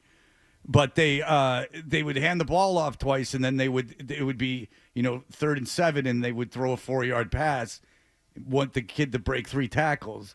Like they just kind of like shut the game down. And I wonder if that doesn't like bode. Like one thing I'll say for the Patriots is like they let that kid throw. Like, they let May throw on 4th down. They let May throw on 3rd and long. Like, they go for it, and they have confidence in him. Yeah, the kid can do it, too. That's the thing. I mean, and he you saw it against Buffalo out there, but more importantly, last Sunday, a couple of big throws on 3rd and long and 4th down also. And that's everything in the playoffs. I mean, think of that pass Mark Andrews dropped for Baltimore last year. Right. Like, that's everything. Like, it comes down to confidence in the quarterback, not sitting on a lead. It comes to executing on 3rd and 4th down. This is all very cliche, but it all gets back to the point where I saw Indianapolis not being willing to do that. Yeah. And I've seen the Patriots all season. Now, granted, it's not like the world-class defenses, but whatever. They're willing to do it, and May's shown a propensity to be able to do it, which is a recipe for success in the playoffs, if you ask me. Patriots going into Sunday, and I know they lost. This is newborn dad brain kicking in, but they were stopped at least twice on 4th down, and both of them were rushes.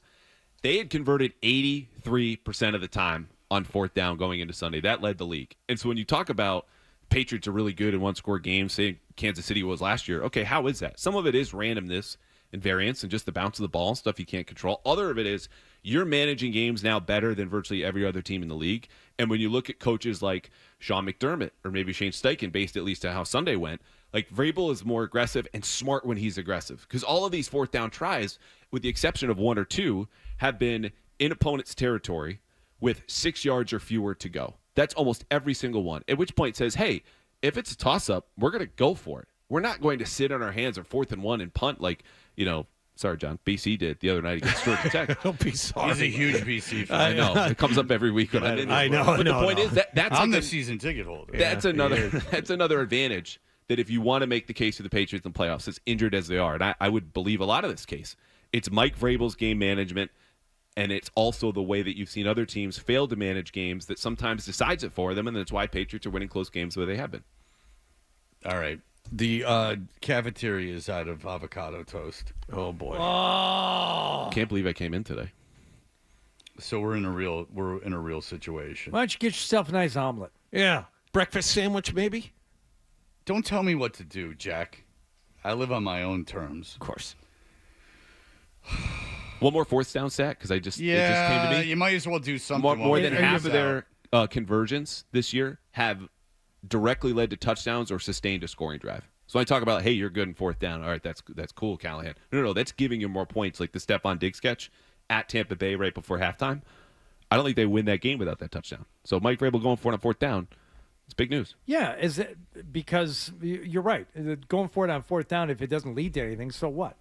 Who cares? But if it leads to points, all right. And if you're in a good spot, or if you don't get it, okay, they're backed up at the 1. Okay, fine. They're going to punt unless they cover 70 yards.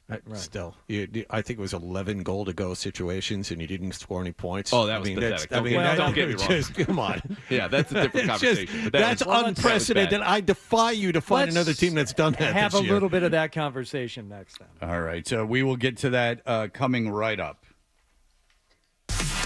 You're listening to Toucher and Hardy.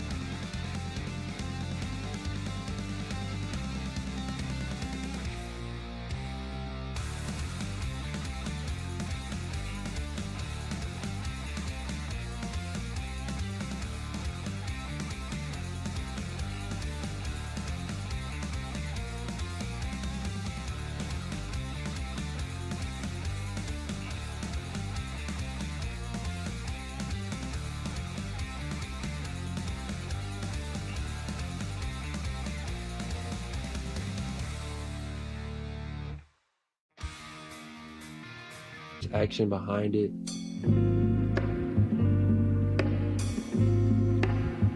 Quickly, because Fred is not here, I have to see if Blind Scott is on hold.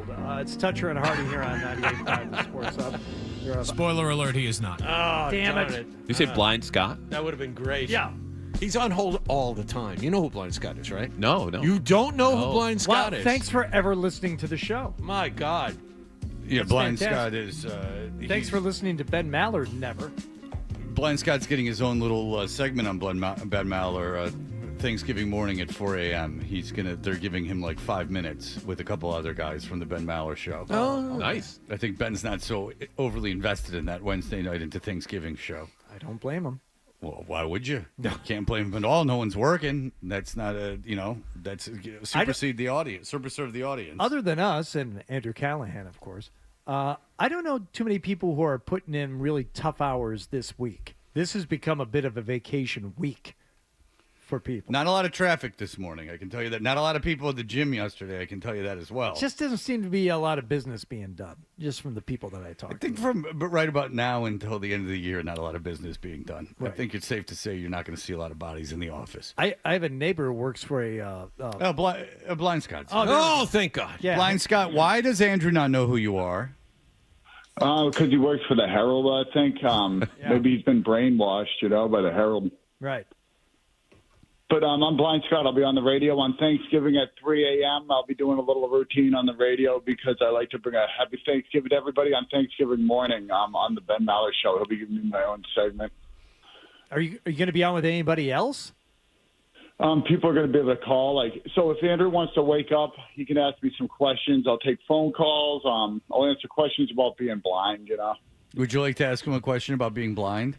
Not about being blind, but Scott, since you mentioned the Herald, we have an opening to be my direct boss. So if you'd like to apply, you could certainly boss me around or unbrainwash. Yeah, I could run the Herald out of the North End office here. I live in the North End, so we're in the North End. Undo all the. Yeah. I could find some of your customers are here. Actually, I think a lot of them. They're on Hanover right now. Yeah, I live on off of Salem Street in the North End. I've lived here a long time. I'm actually pretty famous around here. A lot has changed in these days, All right, this might be more of an insult. I used to live on the North End of Hanover for 2 years. All right. Well, Blind Scott, you're not. You don't have your A-list stuff. We kind of took you by surprise. You didn't come. You didn't come really far. Didn't have time to write anything down. But that's okay, Blind Scott. Have a happy Thanksgiving. When you think of Blind Scott, you think of Boston. I'm the official mayor of Boston. I went to Suffolk University. So if Andrew did live in the North End, we probably knew each other when he was here. But happy Thanksgiving, everybody, and I made a lot of turkey. All right. Very good, Blind Scott. Happy Thanksgiving. Blind Scott's the official mayor of the North End. Yeah. He's been given the key to the city. All right. When we left, you had questions for Andrew. The 8 plays down inside the 10, a lot of them from the 1. I mean, how do you explain that? After trumpeting the fourth quarter virtues of this team. It was pathetic. Looking at those plays, there were 6 at the 1, and 4 of them were runs that got stuffed. And this is the boring answer. You can go back and watch the film and see if you get a different one. Will Campbell, Jack Westover, Ben Brown, and on the last sneak, Garrett Bradbury and Michael Wanu kind of did not get any kind of push. So blocking was the primary issue. I'll also throw in that on the last 4th down, or the first 4th and goal. So just to back up, Campbell was still in the game at that point. Tonga was out? Tonga was well out, yeah. Okay, Tonga was out, and Wilson was out. Wilson was out, yep. Okay. Wilson was out third play of the game, right? He was out real early. Yep. And then Campbell, for the second set where they didn't get in, he was out. Campbell was in the first time. So you had that drive in the third quarter, and they had 6 snaps, including a pass interference penalty, which doesn't officially go in the scorebook, but we all know it happened. It was a play that they just don't get in. So within those 6 snaps, you had 3 or 4 run stuffs. And so one of the initial ones was they go left side, and Will Campbell is in the end zone not blocking anybody. And this happens. He's a rookie, but that's what happened then. Another play, Jack Westover, who's been a tight end most of his life until this year. They go, hey, you're at fullback now. Yeah. And the thing about Jack Westover is, not only is he not built like a fullback, I think he's too normal to play fullback. This is a very nice human being. Those guys need a screw loose. Doesn't get in. Doesn't really clear a rushing lane. You need that James Devlin craziness. Yeah, give me some Mike Allstott. I just look at you and I know you could drink me under the table and pick me up with your pinky. I don't get the same feeling looking at Jack Westover. And then it was Ben Brown, who didn't get to hold his block a little bit long enough. But this isn't all like offensive line, which you probably could have guessed if you had watched the game. The one I want to highlight, because they should have had a touchdown, not on the tush push that wasn't, but the 4th and goal, Mays in the shotgun, and it's a handoff to Ramondre Stevenson. This was an RPO, and Hunter Henry leaks out into the right flat. Drake May's job is to make a read on the edge defender who was unblocked intentionally and either give it to Ramondre Stevenson, which he did, and he shouldn't have, keep it himself, or throw to Henry. Henry was wide open in the right flat. So some of this is play calling where I go, how do you not have a QB sneak in those first 6 snaps at the 1-yard line in the third quarter where they get stuffed and it ends on that RPO? But also when you do run the RPO, Henry's right there. Just keep the ball. Just flip it to the right. You could have had a touchdown. This is a totally different game. Are you of the mind that teams given 4 chances should be able to get a yard? Yes. Just run up the middle. No, it's not. It's not. I'm not being sarcastic. Is it too much to ask? Well, I mean, we can I'm not being acknowledge the sarcastic. defense gets paid, but it's 3 feet. Right. So there is that line of thinking, and I've heard coaches use it after games when they failed, is that it's up to my guys to get that yard. You called the same play 4 times. Well, yeah, pick up 3 inches each time, and we're in that. To pick up 5 inches each time, we might be in. It's just that mentality of you should be able to get that yard regardless of what the defense is doing. You should be able to turn your legs and make the push to get 1 yard. And here's how you know. I think a goal line stand is one of my favorite plays in football, maybe all of sports. Yeah. But if a defensive coach is watching his defense give up a touchdown on 4th and goal from the 1, that 4th time the dam just breaks. They're not saying what you just said that the offensive coaches always say is, we should have stopped them right there. They're like, we know what we're dealing with here. Offensive coaches know you should get that. 4 tries in 3 feet, yes, you should. Defensively, if you put up a good fight, honestly, that's all can be expected given the position you're in. Yeah, it's the one time where I think that offensive play calling, unless, like John's suggestion, a jet sweep, which would be you could blow up and you lose a lot of yardage. You could take, you run an RPO, you could take a sack. There's things that. Just if coach should be able to go I'm going to give you 4 tries from the 1 to get 1 yard, get the 1 yard. Where I'm not going to do anything special. We'll put in a jumbo package. There's no threat that we're going to throw. They know what we're doing. You have to get it. Now, is it you're handing it off? Maybe not. Maybe it's a QB sneak. Maybe it's a couple tries at both of those things, but you're getting it. Jump over. I don't care what you have to do. Get that 1 yard. So. Yeah, it was mostly blocking, a little bit of play calling, and then Drake May making the wrong decision at the end. And look, when you have something that bad or that stretch that you just go, are you kidding me? Are you kidding? Are you serious? It's never just the one guy or the one thing. Everybody has to screw up for it to be that bad, and that's what happened. Yeah, I wasn't crazy about the play calling. Would have liked to have seen the jet just sweep. one sneak. Jet sweep. Thank you. Yeah. Anytime you're at the goal line, you can go lateral. You just have to do it. Mm-hmm. Have to go side to side. It just it was frustrating to watch because you think and you kind of start playing the tape a little further down the road and you figure, well, if all goes well, you're going to be in a playoff situation where you're going to be on the goal line like that. Yeah. And what are we going to see? Are we going to see the handoff in the backfield to Ramondre Stevenson and him running between the tackles, or even worse if it's Trevion Henderson? And we've seen that that's not his forte. And are they just going to keep trying that? It's a bit of running your head up against a wall. You know what the killer is too? You talk about looking down the line. Josh McDaniels just emptied his clip of not just 4th down plays, but 2-point plays. And maybe I just had the week from hell in terms of jinxing, where I do a podcast, they say they should win big in Cincinnati, and then I'm writing about the injuries. And then I asked Josh about how you game plan with 4th down calls because they've been so good at it. And he was like, yeah, it's mostly just an extension of 3rd, but sometimes you have ones you really, really love, and you just have to use them in the first half instead of waiting. He couldn't wait. I think he probably ran out of 4th down plays. So if you're an opponent like the Colts or Broncos, we're talking about this could be a 3-point game and decided on 4th down or whatever the decision might be, the quote-unquote small things. There's a little bit more tape now out there of what they want to do. Have them call Dan Campbell. They don't run out of 4th down plays.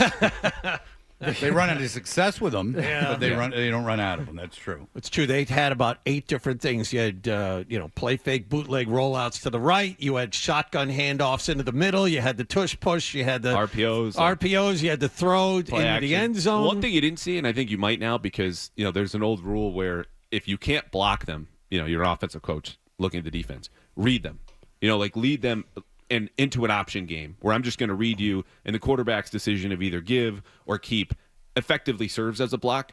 No one is looking at this Patriots offensive line now and go, oh, yeah, they'll block him. That's no problem. You might see more Drake May option runs like we saw in that RPO briefly to help that offensive line. And so maybe you get a couple more Drake May rushing touchdowns. It's especially odd with the whole Hunter Henry being open out in the flat on one of those plays down on the goal line, because it seemed like they were going to the tight ends often early in the game. Huge. And having success with that. And for whatever reason, it wasn't Diggs, it wasn't necessarily Pop Douglas who were sparking early. It's like, for whatever they're seeing from the defense, it looks like the big slow target going across the middle seems to be the play here. Why not be looking for that exact same thing when you're down on the goal line? Yeah, so I wrote about this for the Herald this morning. Their big tenet of this game plan against, by the way, the worst defense I've seen since I started covering the NFL 8-9 years ago, just like horrendous down to the effort, angles, everything, was play action. 44% was a season high. That's a very basic fake, we all know, to displace a defense that's easily fooled. So that's what you're throwing to the tight ends when they're in zone coverage, because you got the linebacker sucked up and you throw behind them. They also beat them badly when the Bengals played man coverage, which they did at one of the higher rates the Patriots have seen all season. And this is the interesting part. You bring up the receivers.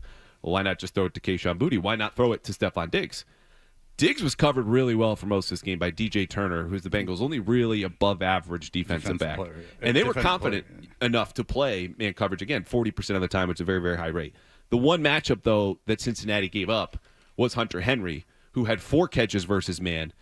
Drake May only had 7 completions against man the entire game. So it's rare you see that. Henry's much more of a zone field guy, and you lean on the receivers.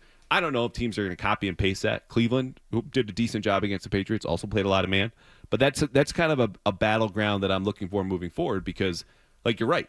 I didn't expect Hunter Henry to have a career game in his 10th season, but the reason he did was part by design, the play action stuff, and the matchups that they discovered. Oh, we can't throw to Diggs as much as we want. We got to go to the tight ends again. And just very quickly, because we have to get to 2 stats and 1 lie, the Giants can get after the quarterback. Oh, yeah. They have an elite pass rusher in Burns. That's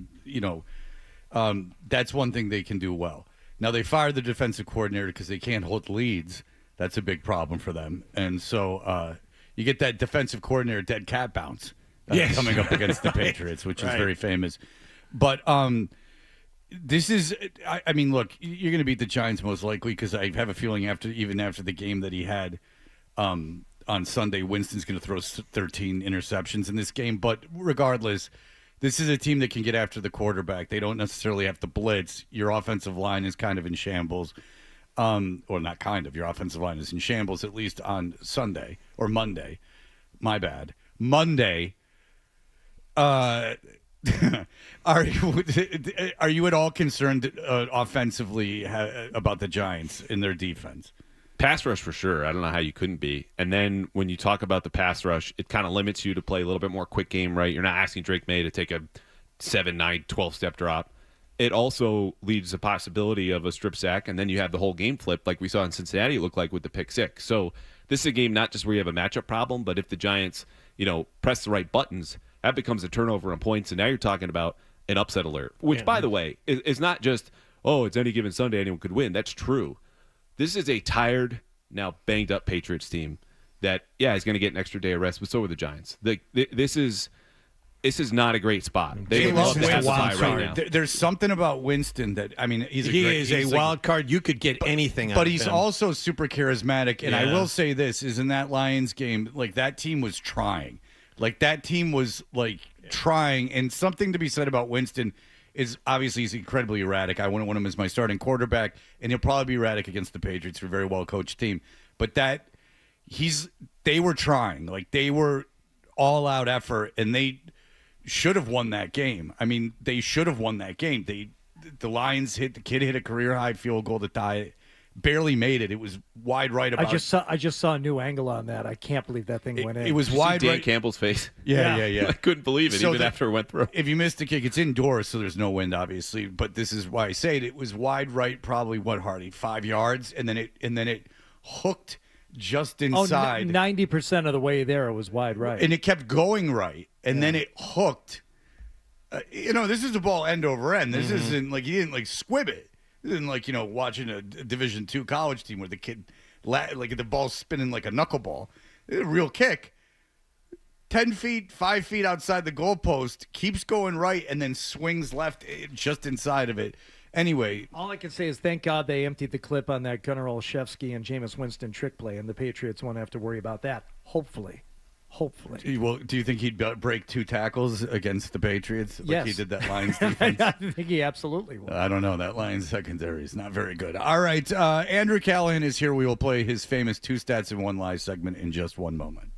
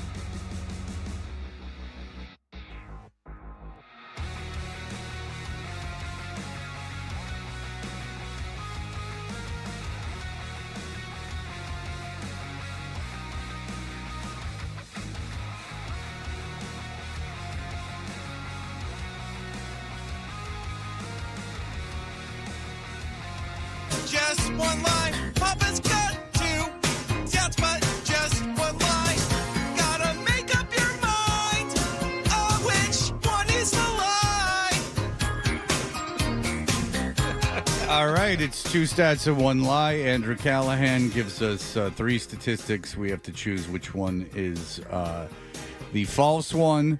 What are the standings so far, Hard A? Wallach's still in the lead with 7 after getting 2 wins out of the last 3 weeks. I now have 4. Fred, you are suckling hind teat with 2. That is a sad state of affairs. And there is a real opening for this segment, if I may hear that. All right, testing 1, 2, 3. Let's do this. It takes 2 steps from the other night. And one might see you can get it right. All right, Andrew, go ahead when you are ready. Number 1. Let's start with a fact. Sunday was the 25th anniversary of Tom Brady's NFL debut when he had mop-up duty in a loss at Detroit. Drake May is still younger than Tom Brady when Brady made his NFL debut. Jesus. Which one is it? No. Number 1. We started with a fact. Here's number 1. Okay. We'll simplify it. Drake May is still younger than Tom Brady when Brady made his NFL debut. Okay. Drake May is still younger than Tom Brady was when Brady made his NFL debut. Okay. All right. Number 2. Last Sunday was the first Patriots game ever where both teams had a pick 6. Number 2. Sunday was the first Patriots game ever where both teams had a pick 6. Number 3. Since the Patriots and Giants last met in the Super Bowl, the Patriots have had more Super Bowl appearances than the Giants have had winning seasons. Ooh, that's a good one. Since the Patriots and Giants last met in the Super Bowl, it's February 2012. So since February 2012, the Patriots have had more Super Bowl appearances than the Giants have had winning seasons. Okay. All right, John has to go first because he's in the lead. All right, hang on a second. I want to make sure I write all this down. All right. Drake May still younger when Brady made his debut. May was young when he came out. Brady went, I think it was at least 4, maybe 5 years at Michigan. I'm going to say that one's true. Patriots more Super Bowl appearances and Giants have winning seasons. Giants have been horrendous. We've talked about all the first-year head coaches that the Giants have had since Tom Coughlin was there. Boy, oh boy, that's tough. How many Super Bowl appearances have they had since 2013? Well, they won in 14. 4. They won in 14, 16, and 18. 4 against Seattle, Atlanta, Philadelphia, and LA. All right, so 13, 14, 15, 16, 17, 18, 19, 20, 21, 22, 23, 24, 25. So in 13 seasons, have the Giants had 5. 4 or 5. 4 or 5. I'm going to say, I think that's a lie. I think they've had 4 winning seasons in the last 12. That wasn't a great Giants team that beat the Patriots. And did Strahan retire right after that? You're thinking like maybe they had a winning season like right away the next season? Well, like I'm trying to think of one. like how good they were after that. And Eli Manning was supplanted as the starter. Yeah, at one Eli point. Manning he had 2 great runs and the rest of it was terrible. I mean, he had 2 Super Bowl MVP But years. you also don't have to make the playoffs if you have a winning record. 9-7. By the way, okay. It's a tough division. I've already decided 3 is the lie. Number 2 seems so ridiculous that it has to be true. The first time a Patriots game has featured a pick 6 by both teams, the first time was this past Sunday. It's got to be true because I would not have believed that. There's no way that would be a lie. Yeah, it's definitely not 1. I think 1 is absolutely true, and I'm going to agree with Hardy. I think 3 is the lie. All right, I think 1's true, and it's between 2 and 3 is the lie, and I got some work to do, so I'm going to say 2 is the lie. Okay. No one's going all lies this week, huh? No. Uh-oh. That's fine. That's no one's interesting. going all lies. He's back, folks. Freddie T's on the board. Hey! Number 2 was the lie. Hooray. He's Well, thrilled. let me tell you something. Before you reveal it, it better have happened like once only like once before, because it's like, no, that was like the 19th time there's been a pick six in each. And if that's the Well, case, that would make it even more egregious that you guys didn't get it. well, So it's not like you knew. Well, no, I didn't know, Hardy. As a matter of fact, I guessed. I deduced.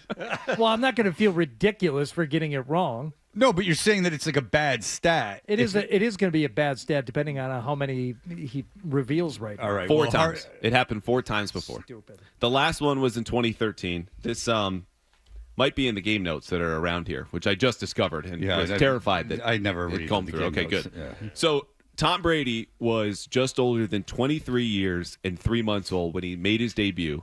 Again, Sunday was the 25th anniversary. He was one of 3, comes in, they lost to the Lions by 25 on the road back in 2000.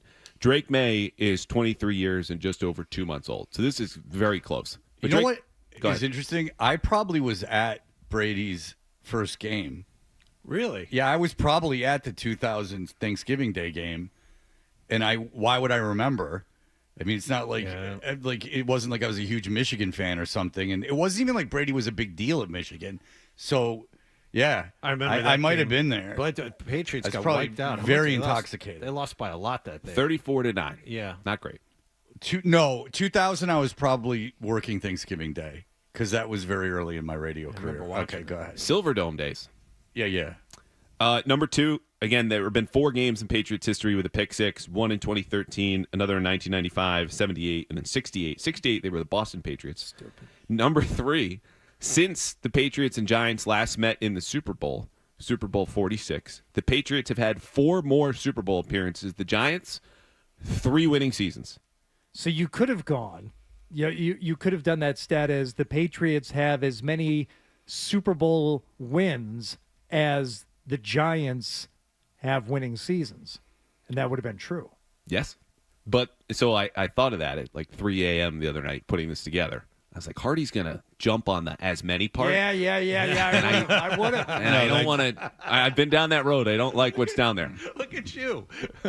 Well, that's what that the is. longer this goes, Game strategy. You know what I'm doing? I'm living rent-free in your head.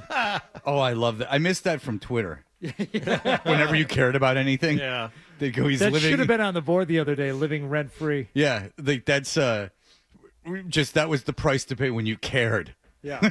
Like they're living rent free in your head. Yeah, I care. Like, yeah.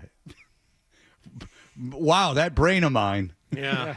You're fixated on something. You don't say. I have a thought. I have a thought in my head. Yeah, as opposed to you, who's very in a constant state of meditative bliss.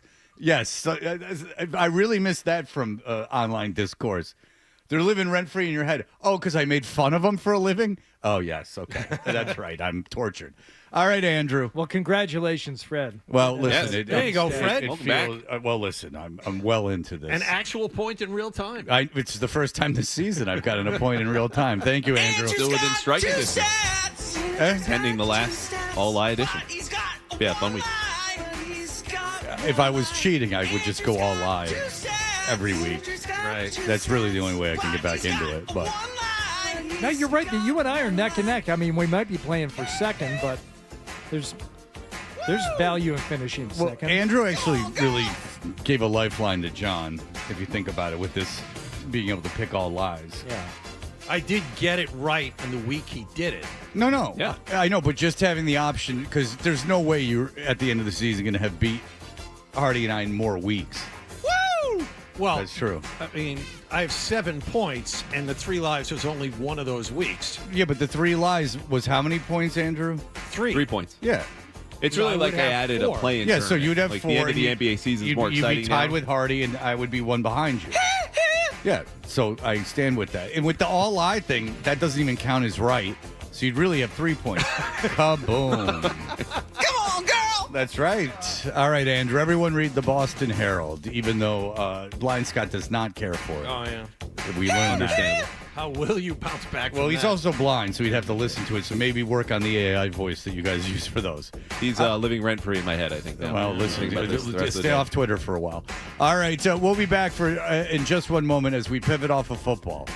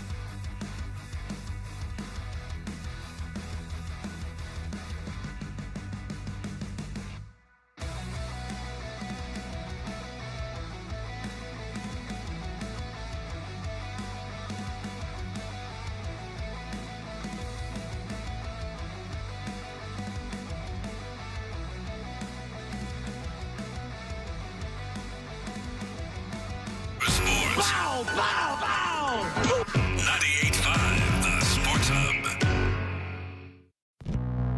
When it comes to the show, Hardy thinks the same way you do. Nothing happened. He's got the same questions. Where is the story? And the same opinions. Boring. And he's back with Fred. That's right, Alex.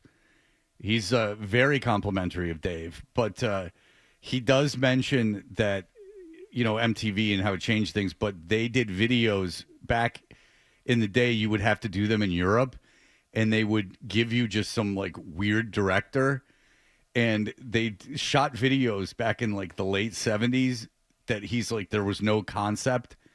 Go on YouTube and watch them. There are some very strange things they had those guys doing. So you would just show up high, and they would just go here, do this, and they go, okay. And it was a whole situation, but nonetheless. Yeah, Yardbarkers come up with their 50 greatest music videos of all time. Now, these are not in any type of order. They just listed 50. So what I've done is I've gone through and I've figured out just era-wise. And it goes as early as 1967. Oh, jeez. One video in particular. And then from the 80s, 90s, and beyond.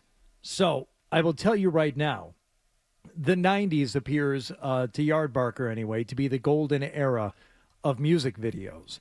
Because that one decade gives us 24 of the 50 greatest music videos of all time. There are 7 that take place before the 90s, and then since the year 2000, only 19 of the top 50. Now, are they based on the amount of times you self-pleasured to them as a child? No, this appears to be a different list altogether because I do not see the Divinals I Touch Myself on. Which was a big one. Cold-Hearted Snake by Paul Abdul. You don't have that one in there? It was amazing that even opposites attract. Yeah. Could get me in that direction. Well, MC Scat Cat did a lot for people. Well, if I see MC Scat Cat now, I can't help it. I become very aroused. So I'm going to tell you right now, there are no Van Halen videos on the list. I thought the video for Panama was one that I probably watched more than any other. Well, Jump was the one that was revolutionary. Jump was on all the time. Jump was on all the time, but Panama gave you the live Van Halen feel. No, that was Jump. No. Jump was the one where it was just a single camera, or not a single camera, but it was just them playing. It was just them dancing around in a studio. But Panama was a lot. I think they filmed it even here in Boston. That's why I said Jump was just them in a studio. No, but Panama is him in a car and stuff too. Nah, I thought that was all on stage. Oh, I don't even remember the Panama video. I think that was on stage, and I think they filmed it here. Okay, well, the Panama video, I don't think even that album, Hot for Teacher, was a bigger video than Panama. I don't even remember the video from Panama. I guess Hot for Teacher should be on the list too. I agree. Loss of Control is the video, by the way, that they made in France. That makes no sense. How about the video for Dreams? And you just watched the Blue Angels fly. Yeah, that's right. Well, I don't know who doesn't like expense. America, but the Blue Angels, my friend, are $2 million of tax money well spent per performance. What branch of the military is the Blue Angels? They're Mr. Patriotic. Coast Guard. If you're not going to try, then it's no fun. Okay, let's say Marines. Navy. There you go. Well done. I thought of something that you would be synonymous with the sea. Because I thought you were trying to trip me up. All right. So you're never going to get the one from 1967. In fact, I'll tell you the artist and see if you can Is come it up Spill with... That Wine? No. Remember how troubling that video was? You know what? You might be able to get this one. I do not, for Eric Burden, Spill the Wine. I do not remember the video. Oh, all the 70s videos when MTV had to cram them in were super creepy. There was the one... I was strolling one very hot summer's day. Yeah. And you're thinking, what was creepy about it was the quality of the film, and also, who listened to this? This is, music that people listen to. Spill That Wine's a terrible song. What's the Great song. Fire, the guy with the mixed up world of Dr. Da da da da da. What was that guy? He had a super creepy video. Oh man, it was before MTV. Dr. Demento? No, it was the mixed up crazy world of da da da da, and the song was Fire. It was a very, very creepy video. Oh, now I got to look that Jimi up. Hendrix. No, it's The Crazy World of Arthur Brown. Yeah, The Crazy World of Arthur Brown. Fire. Fire. Oh, this looks very disturbing. Oh, it was very disturbing. I don't know how I much. can't believe you don't like Spill the Wine. This really blew my mind. The fact that me, an overfed, long-haired, leaping gnome, should be the star of a Hollywood movie. Yeah, Oh. I confused me. But there I was. I was taken to a place. That video's a performance clip, right? And they're all high as they just look like Yeah, in the song is no fun. Like it's Yeah. a very disturbing song. So when I was a child, we didn't. You've experienced this, Hardy. I don't know about Troy, but we did not get cable until very late in the game. Like MTV had been around for like a long time. I think we might have gotten cable in like 85, 86. Yeah, it was well into it. And my grandparents, my grand aunt had like a crappy place in Florida, but they had cable. Oof. And so a girl that was a neighbor of my grandmother was, and I was like probably like 11, and she was like very into me. She was older, and she's like, I want to come with you to your aunt's house. And I'm like, okay. And we go to this like place by the water in Florida. And I said, you keep your distance. I'll be watching MTV for 14 hours a day. She's like, can we go outside and do something? And I'm like, no, you'll watch MTV. No, there's gators out there. Because MTV is the I can't imagine that this is real, that there are actually these songs have images around them and you can see the people perform. Mm-hmm. The idea that you can just search, it never ceases to amaze me. You can put the most obscure band. You can put Somebody Get Me a Doctor or a Loss of Control Van Halen, and a French video from the 70s comes up. Like, that's insane. I just glued to this thing 14 hours a day, like I couldn't believe it was real.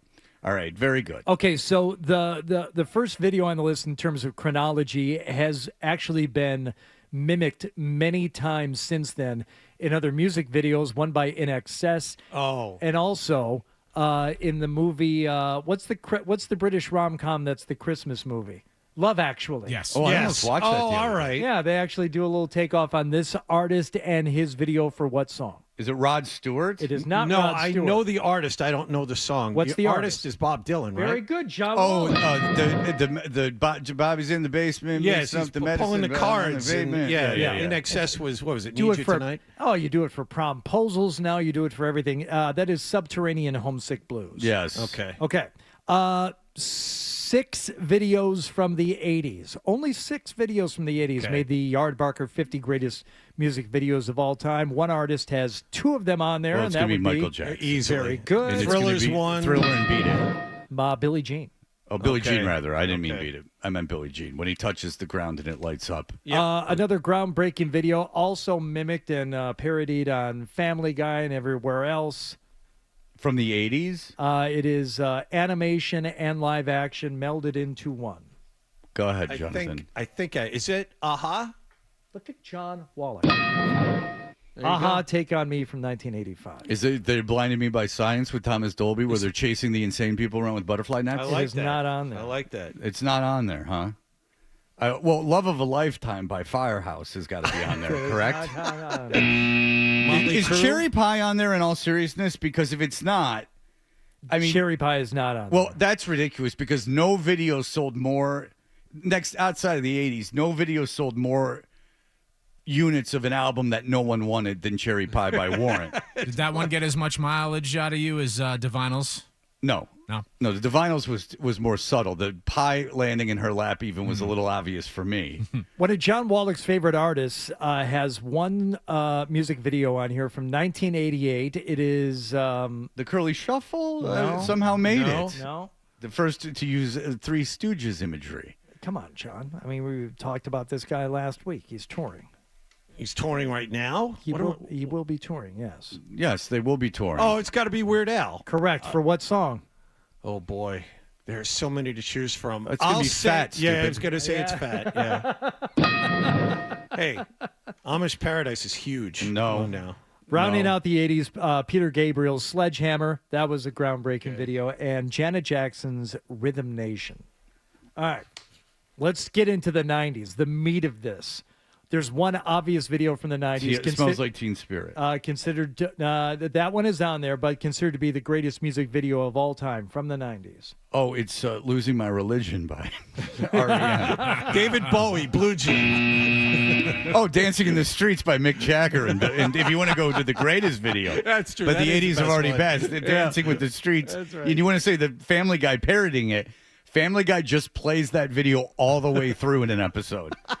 And with no commentary. It just plays the Dancing in the Street video all the way through. It's a brilliant move. It's like a 3-minute song, and it's the entire video. No animation over it, no commentary, just the video. That's great. South America! No, this the video that I'm referring to, considered by many to be the greatest of all time. Let's see. Directed by Spike Jonze, consists of the members dressed up in period garb and acting out a TV show. Sabotage. There you go. I don't know if that's the greatest. It is.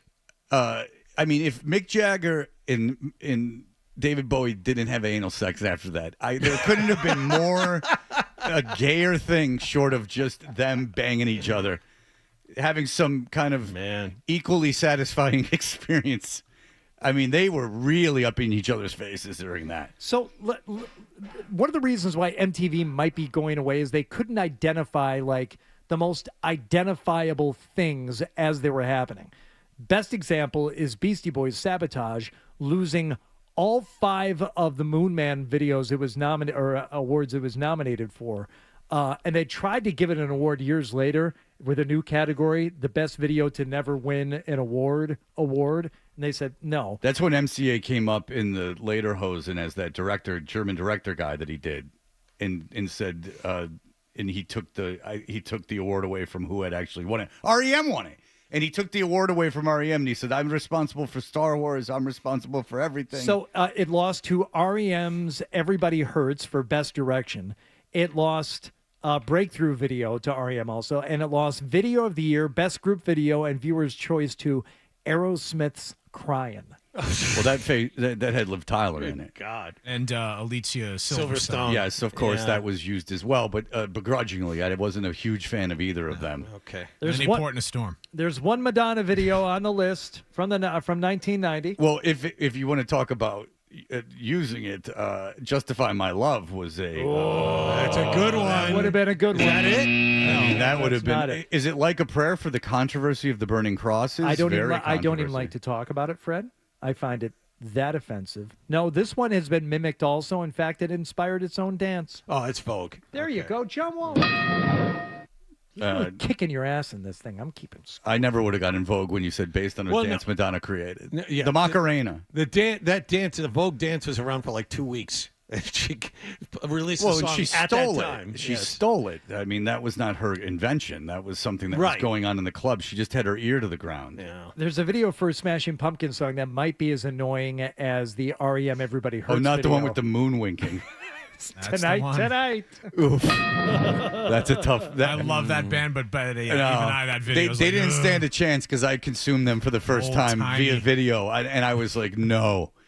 The one thing I agreed with in the Kim Corden biography was she was like Sonic Youth when they found out that Courtney Love was writing with Billy Corgan. They were like, how could you do that? They take themselves so seriously, and there was no band in their videos to take themselves as seriously as the Smashing Pumpkins, missing the whole irony of Generation X, completely letting that float over them.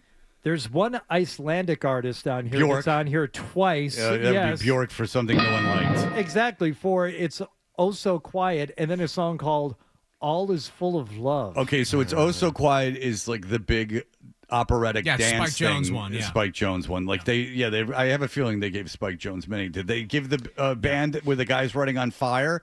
Where the hardcore band there. They're not a hardcore band. They're not a hardcore band at all, but they were an LA band that I used to hang out with and whose name I can't remember right now. They were friends with Axl's good friend. No, I don't believe so, but there is another Spike Jonze video on here that parodied Buddy Holly. Happy Days. And, For the song Buddy Holly, yes. And in the 2000s, he directed a video with a very famous movie star that made this. Oh, that was the Fat Boy Slim video with Correct. Christopher Walken. And the song Weapon of Choice, yes. It doesn't And really matter. If you want to anger Scott Zolak, just show him that video. He is unsettled by Christopher Walken's dancing. Is it because he killed Natalie Wood? We don't know that. Well, it's certainly been rumored. We don't know that. We've certainly been rumored. All right, there you go. It's just really just a sheet of they're not ranked in any order. Right. They don't want to cause any controversy. There's Is there a- anything from the 2000s and beyond? So there's a Nine Inch Nails video on there from 1994 for Closer, but a Nine Inch Nails song that was the covered Johnny by Cash. someone else. Now that's a powerful video. That is from 2000. That's from 2003. I didn't think That is was an that undeniable video. The video for Hurt with Johnny Cash is all that archival footage. It's moving. and you can tell he's about to die. Mm-hmm. So it's I never liked that song either until Johnny Cash did it. California by Wax, by the way, is the one you Wax. were thinking of with the guy running in slow motion on fire. Yeah, the one band that Spike Jonze directed a video for that never did anything. Yeah, those guys, they were a part of that Big Brother crew. I could get you real down a rabbit hole if you'd like to. Good times with those guys, but nonetheless, it never broke. There was a apartment complex with Rivers Cuomo, Spike Jonze, Johnny Knoxville, and my friend's best friend. My friend's best friend is the one that did not end up being famous. He just ended up being Johnny Depp's assistant. That was pretty good. But he wasn't there for poo when the lady pooed on the bed.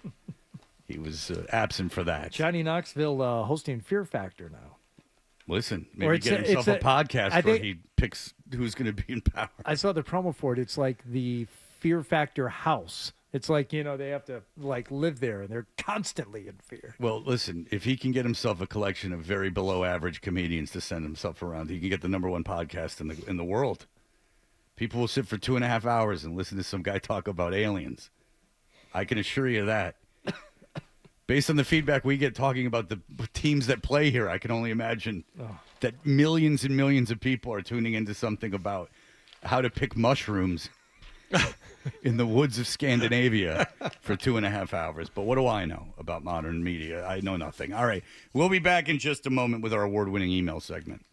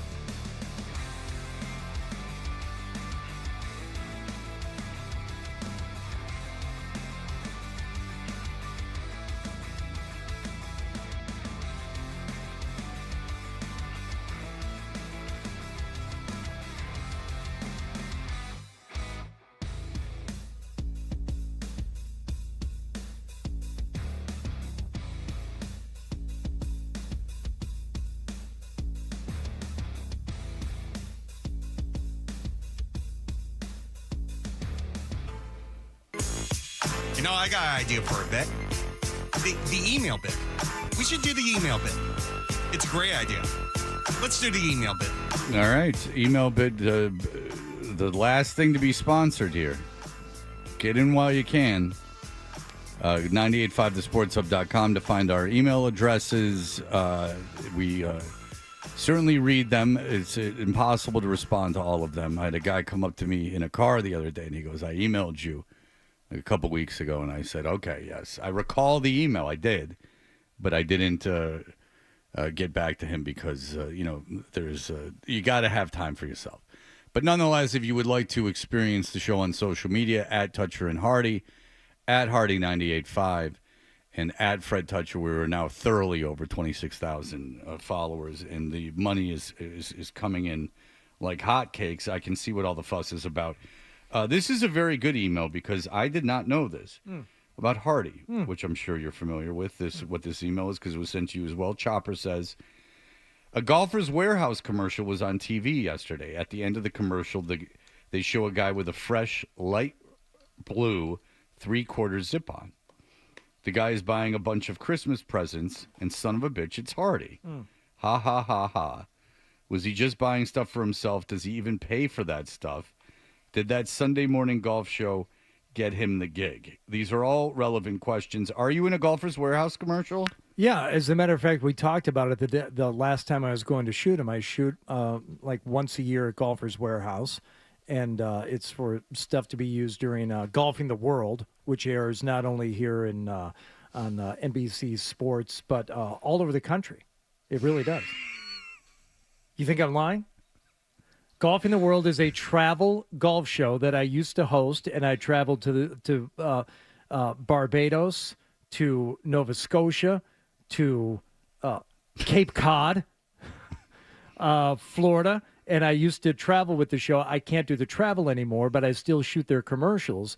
So not only do they run during Golfing the World, but apparently they run the commercials outside of Golfing the World. It was Survivor for the over 90 set. It's not Survivor. That's right, telephone. Is that because it's Blind Scott's on hold again. Oh, thank God.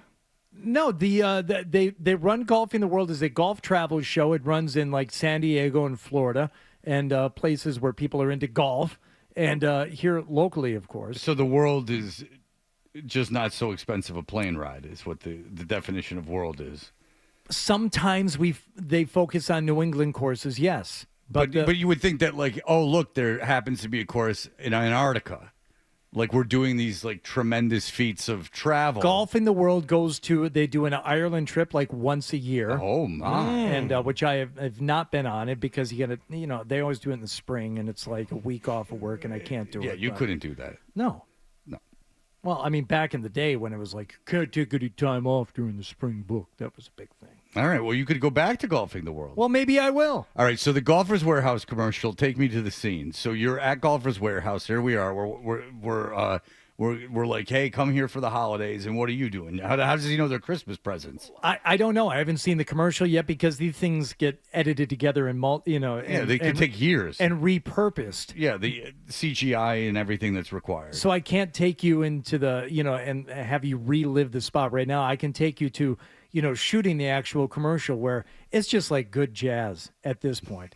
I show up, Mike is there along with the other Mike. And the other mic, now that I think about it, there's 3 mics. And the mic that you have to need for the audio. Listen to me. Well, sometimes we're just browsing the clubs, and they'll give us direction like, all right, stop there at the drivers. Here's your mark. And we may not even be mic'd up for this. But you know what we do, Fred?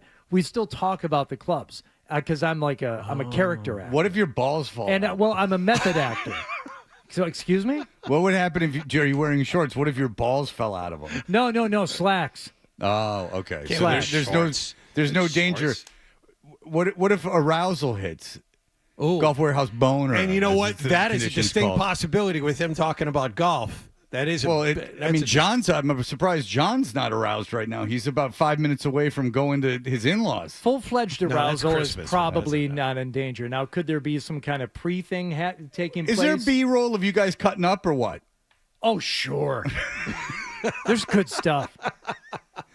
Like you pick out like a real like a real bad driver, like a Veriflex kind of driver, There's and you pull it out and you go like, and they're like, what the heck? There's a blooper reel from the first episode of Golfing the World I did in Barbados where Franklin Stevenson and he was the head professional there at Sandy Lane.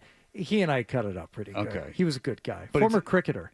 Oh, yeah. Oh. And I would imagine not suitable for work language if they were to put that on Oh, there. no. He was a very stand-up guy. It's okay, just more just joshing around. Okay, because I thought it would be like Sanford and Son outtakes where, he's going nuts. No.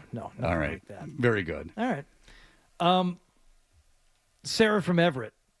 Seeing that John Cena won the Intercontinental Championship, that was his 17th championship 2 weeks ago, WrestleMania, and his last appearance at the Garden. Does George think they should retire Cena's "You Can't See Me" T-shirt and his jorts to the rafters?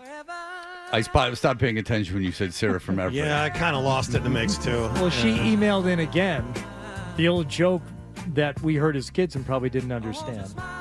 What kind of wood doesn't float? Natalie Wood. That's right. It's always good to have a Natalie Wood joke as we had today. George put a very heartfelt message and a very humble message up on his Facebook page that we were alerted to about how he's going to bring his quote-unquote greatness and his quote-unquote best to several shows over the course of Thanksgiving weekend starting today. In fact, his portfolio of cards, which he has organized by team and alphabetized in said team, is sitting here. I mean, I'll tell you, it's a real treat. And we had him on to, because it's Thanksgiving.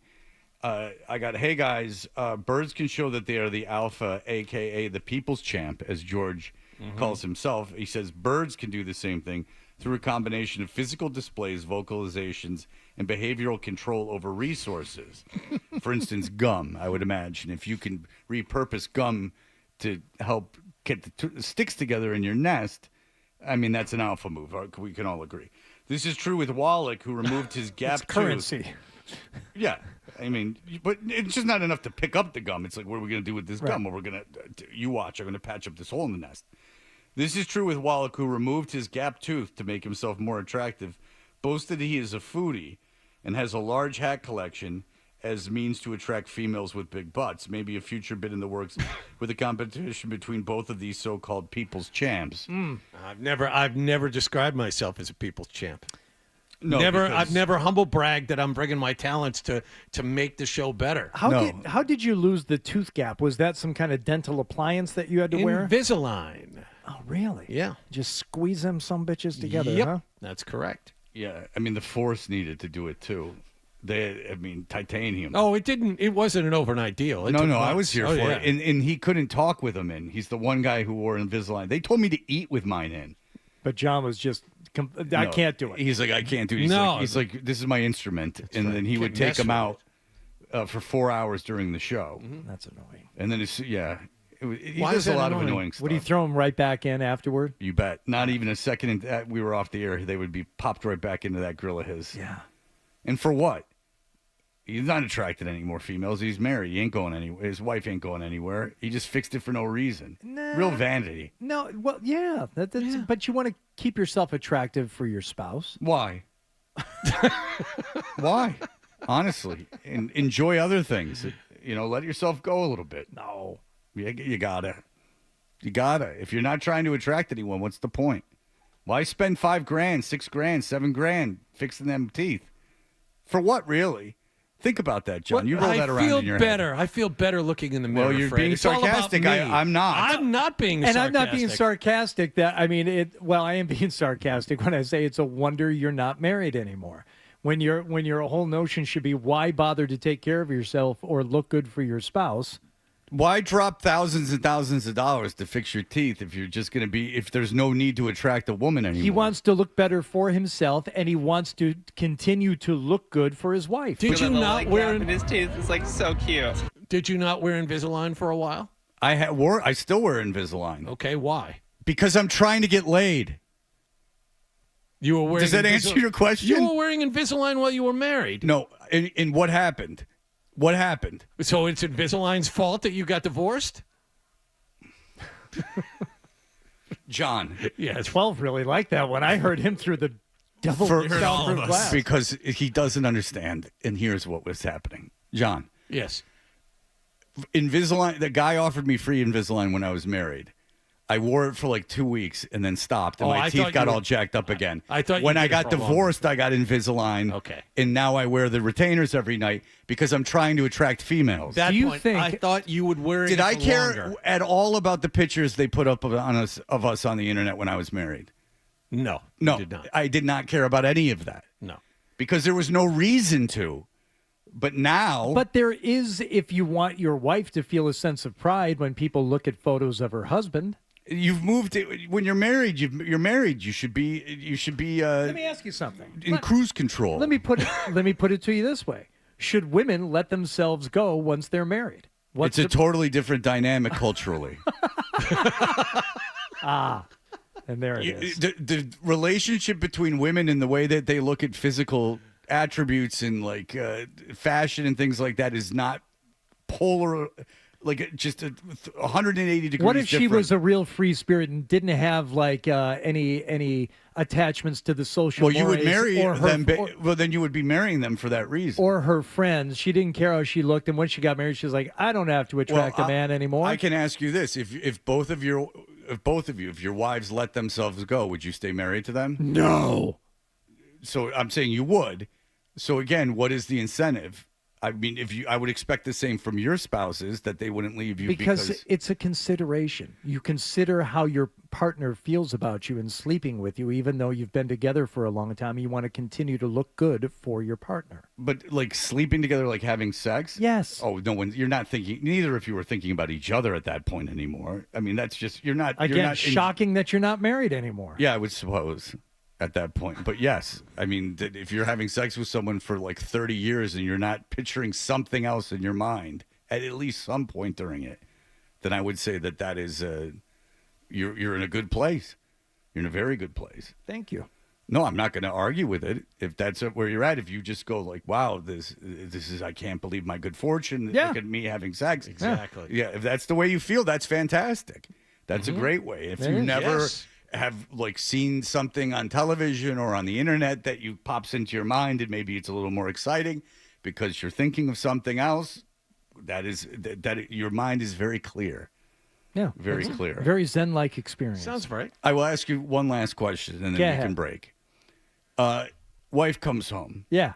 She goes, "I got you a present." Nice. You go, "Oh, wow. Like, what'd you get me? Like some kind of a golf thing I'm interested in, or Yeah, like, right. something that is one of my passions, tools, for instance." Yeah. And they say, "Come upstairs and see what I got you." Okay. Really go through this exercise. Sure. And they show up and they're like, "I bought this lingerie." Mm-hmm. And then you're like, "Okay, are you disappointed that the gift is lingerie?" Only in that I prefer naked. I've never been a lingerie guy. But if my wife were to say, "I got you a present," and it were something to enhance the sexual experience, no, I would be thrilled with that. Now, what would enhance it? Well, I don't know. Walked Some right kind into of it. device. Right into it. maybe it could be some kind of furniture. I'll give you. Maybe I mean, she's- we don't have to go full Maybe Sibian. she's holding a toolkit. Again, this would all revolve around fantasy. Sure. So, I mean, there would be you're bringing something else into the scenario. But Yeah. I will ask you another thing. Okay. Yeah. It's like, it's your 60th birthday. You're 60 now. All right. John's age. No, now I can get into this. I'm And ready. your wife's like, "I'm having, don't you worry. I got it all taken care of. Okay. You're going to have the time of your life. Yep. This is a 60th birthday." And you're thinking, where are we going to go on a trip? Like, what's going on? Did her parents die and give us something? What's going on? And they go, and 60th birthday, they go, "Yoo-hoo. It's upstairs." And you come upstairs and they're like, "We're having sex."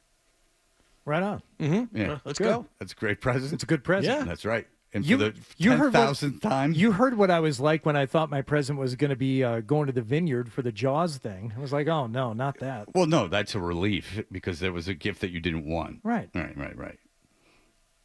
Yeah.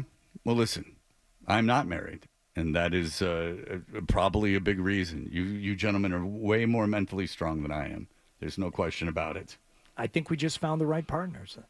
There's no question. I'm in all seriousness, there's no question. Yeah. You found your other piece. Yeah. Much like a necklace. If you two were to be And brought most together. importantly, that partner is not you. That's right. It's like the map to love. You put the two pieces together, and there it is. Yeah. With the big X. Sure. And that X is over your heart. That's a gift I would like. One of them half a heart things. Yeah. See, John, the first time he got married, it didn't fit. No. Right. And now, He didn't even talk to her anymore. and that's why Chris. Yeah, I know they didn't even communicate anymore. Doesn't even know where she is. Do you know where your first wife is? No clue. Jonathan, that chapter of your life just acts like it never happened. Better left forgotten and All right. moved on from. Very good. Well, you guys have both expressed long enough how mentally superior you are to me, and I can't have this any longer. Emotionally and mentally. I mean, emotion is a part of your mental state. All right, we will be back in just a moment. Here are the headlines. So it's Invisalign's fault that you got divorced? Essential Sports Hub headline.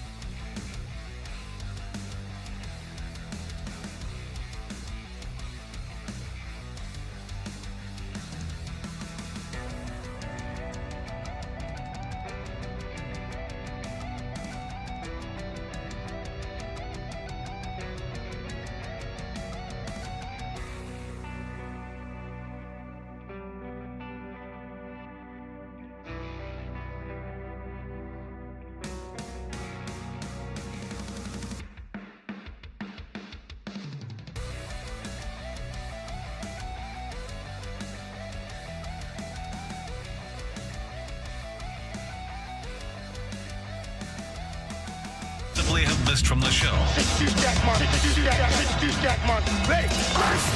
It's time for The Stack on Toucher and Hardy. Hey, we're Toucher and Hardy, and The Stack is brought to you by New England's largest Volkswagen dealer group at colonialvw.com, located in Medford, Wellesley, and Westboro. Come see the amazing finance and lease offers during VW's winter deal days. Yes, you can have it all at Colonial. Do you guys get the Barrett industry email? Yeah. So I got it. The ticket in Dallas is a very well-established, like award-winning, very like a hit radio station. Yeah. And they do the afternoon show there. I don't know why your mic's not up. I have it up here. Yeah, I got his mic up. It might still be in queue from him doing the headlines. It was. Thank you. Okay, and one of the guys says like this station, like his station, the ticket might be the last media behemoth. And I'm thinking, all right, George, that is not a humble statement. Running on top, remaining on top. Like, okay. Like, I can't see myself saying that. Like, and I might be quoting it unfairly, but I can, even being in that orbit of saying something like that is just an odd thing. Having been interviewed, not a lot, but I have been. I can't imagine saying anything even peripherally, like poking around that. How much of that? I'm involved in a behemoth. Okay, so how much of that too is just being in Texas, where you just assume anything that's big there is the biggest thing there is anywhere, right? And not really considering anything outside of your immediate vicinity or state. Okay, I think I know you fairly well, Hardy. Someone comes up to you, like say the Globe does an article, and they're like, "You're part of the biggest show ever in Boston." What would your first instinct be? I'll help with mine. It would be like, well, it's just radio. Like anything to diminish it. Like Right. Whose instinct is to go, yeah, like, right? I would say, and then I would say, oh, you mean bigger than like the big mattress and Maddie in the morning and all that stuff? Like no, I mean, I wouldn't even internally ever think that. Right. Like my brain would never allow me to think that, and that's not a good thing. But just, I read that. No, I've but never that- brought up Barrett maybe ever on the That's show. a But normal it was just, thing. It was just such an odd thing to like, even in the course of conversation, to like even suggest about something you're involved in, that we're this behemoth of what?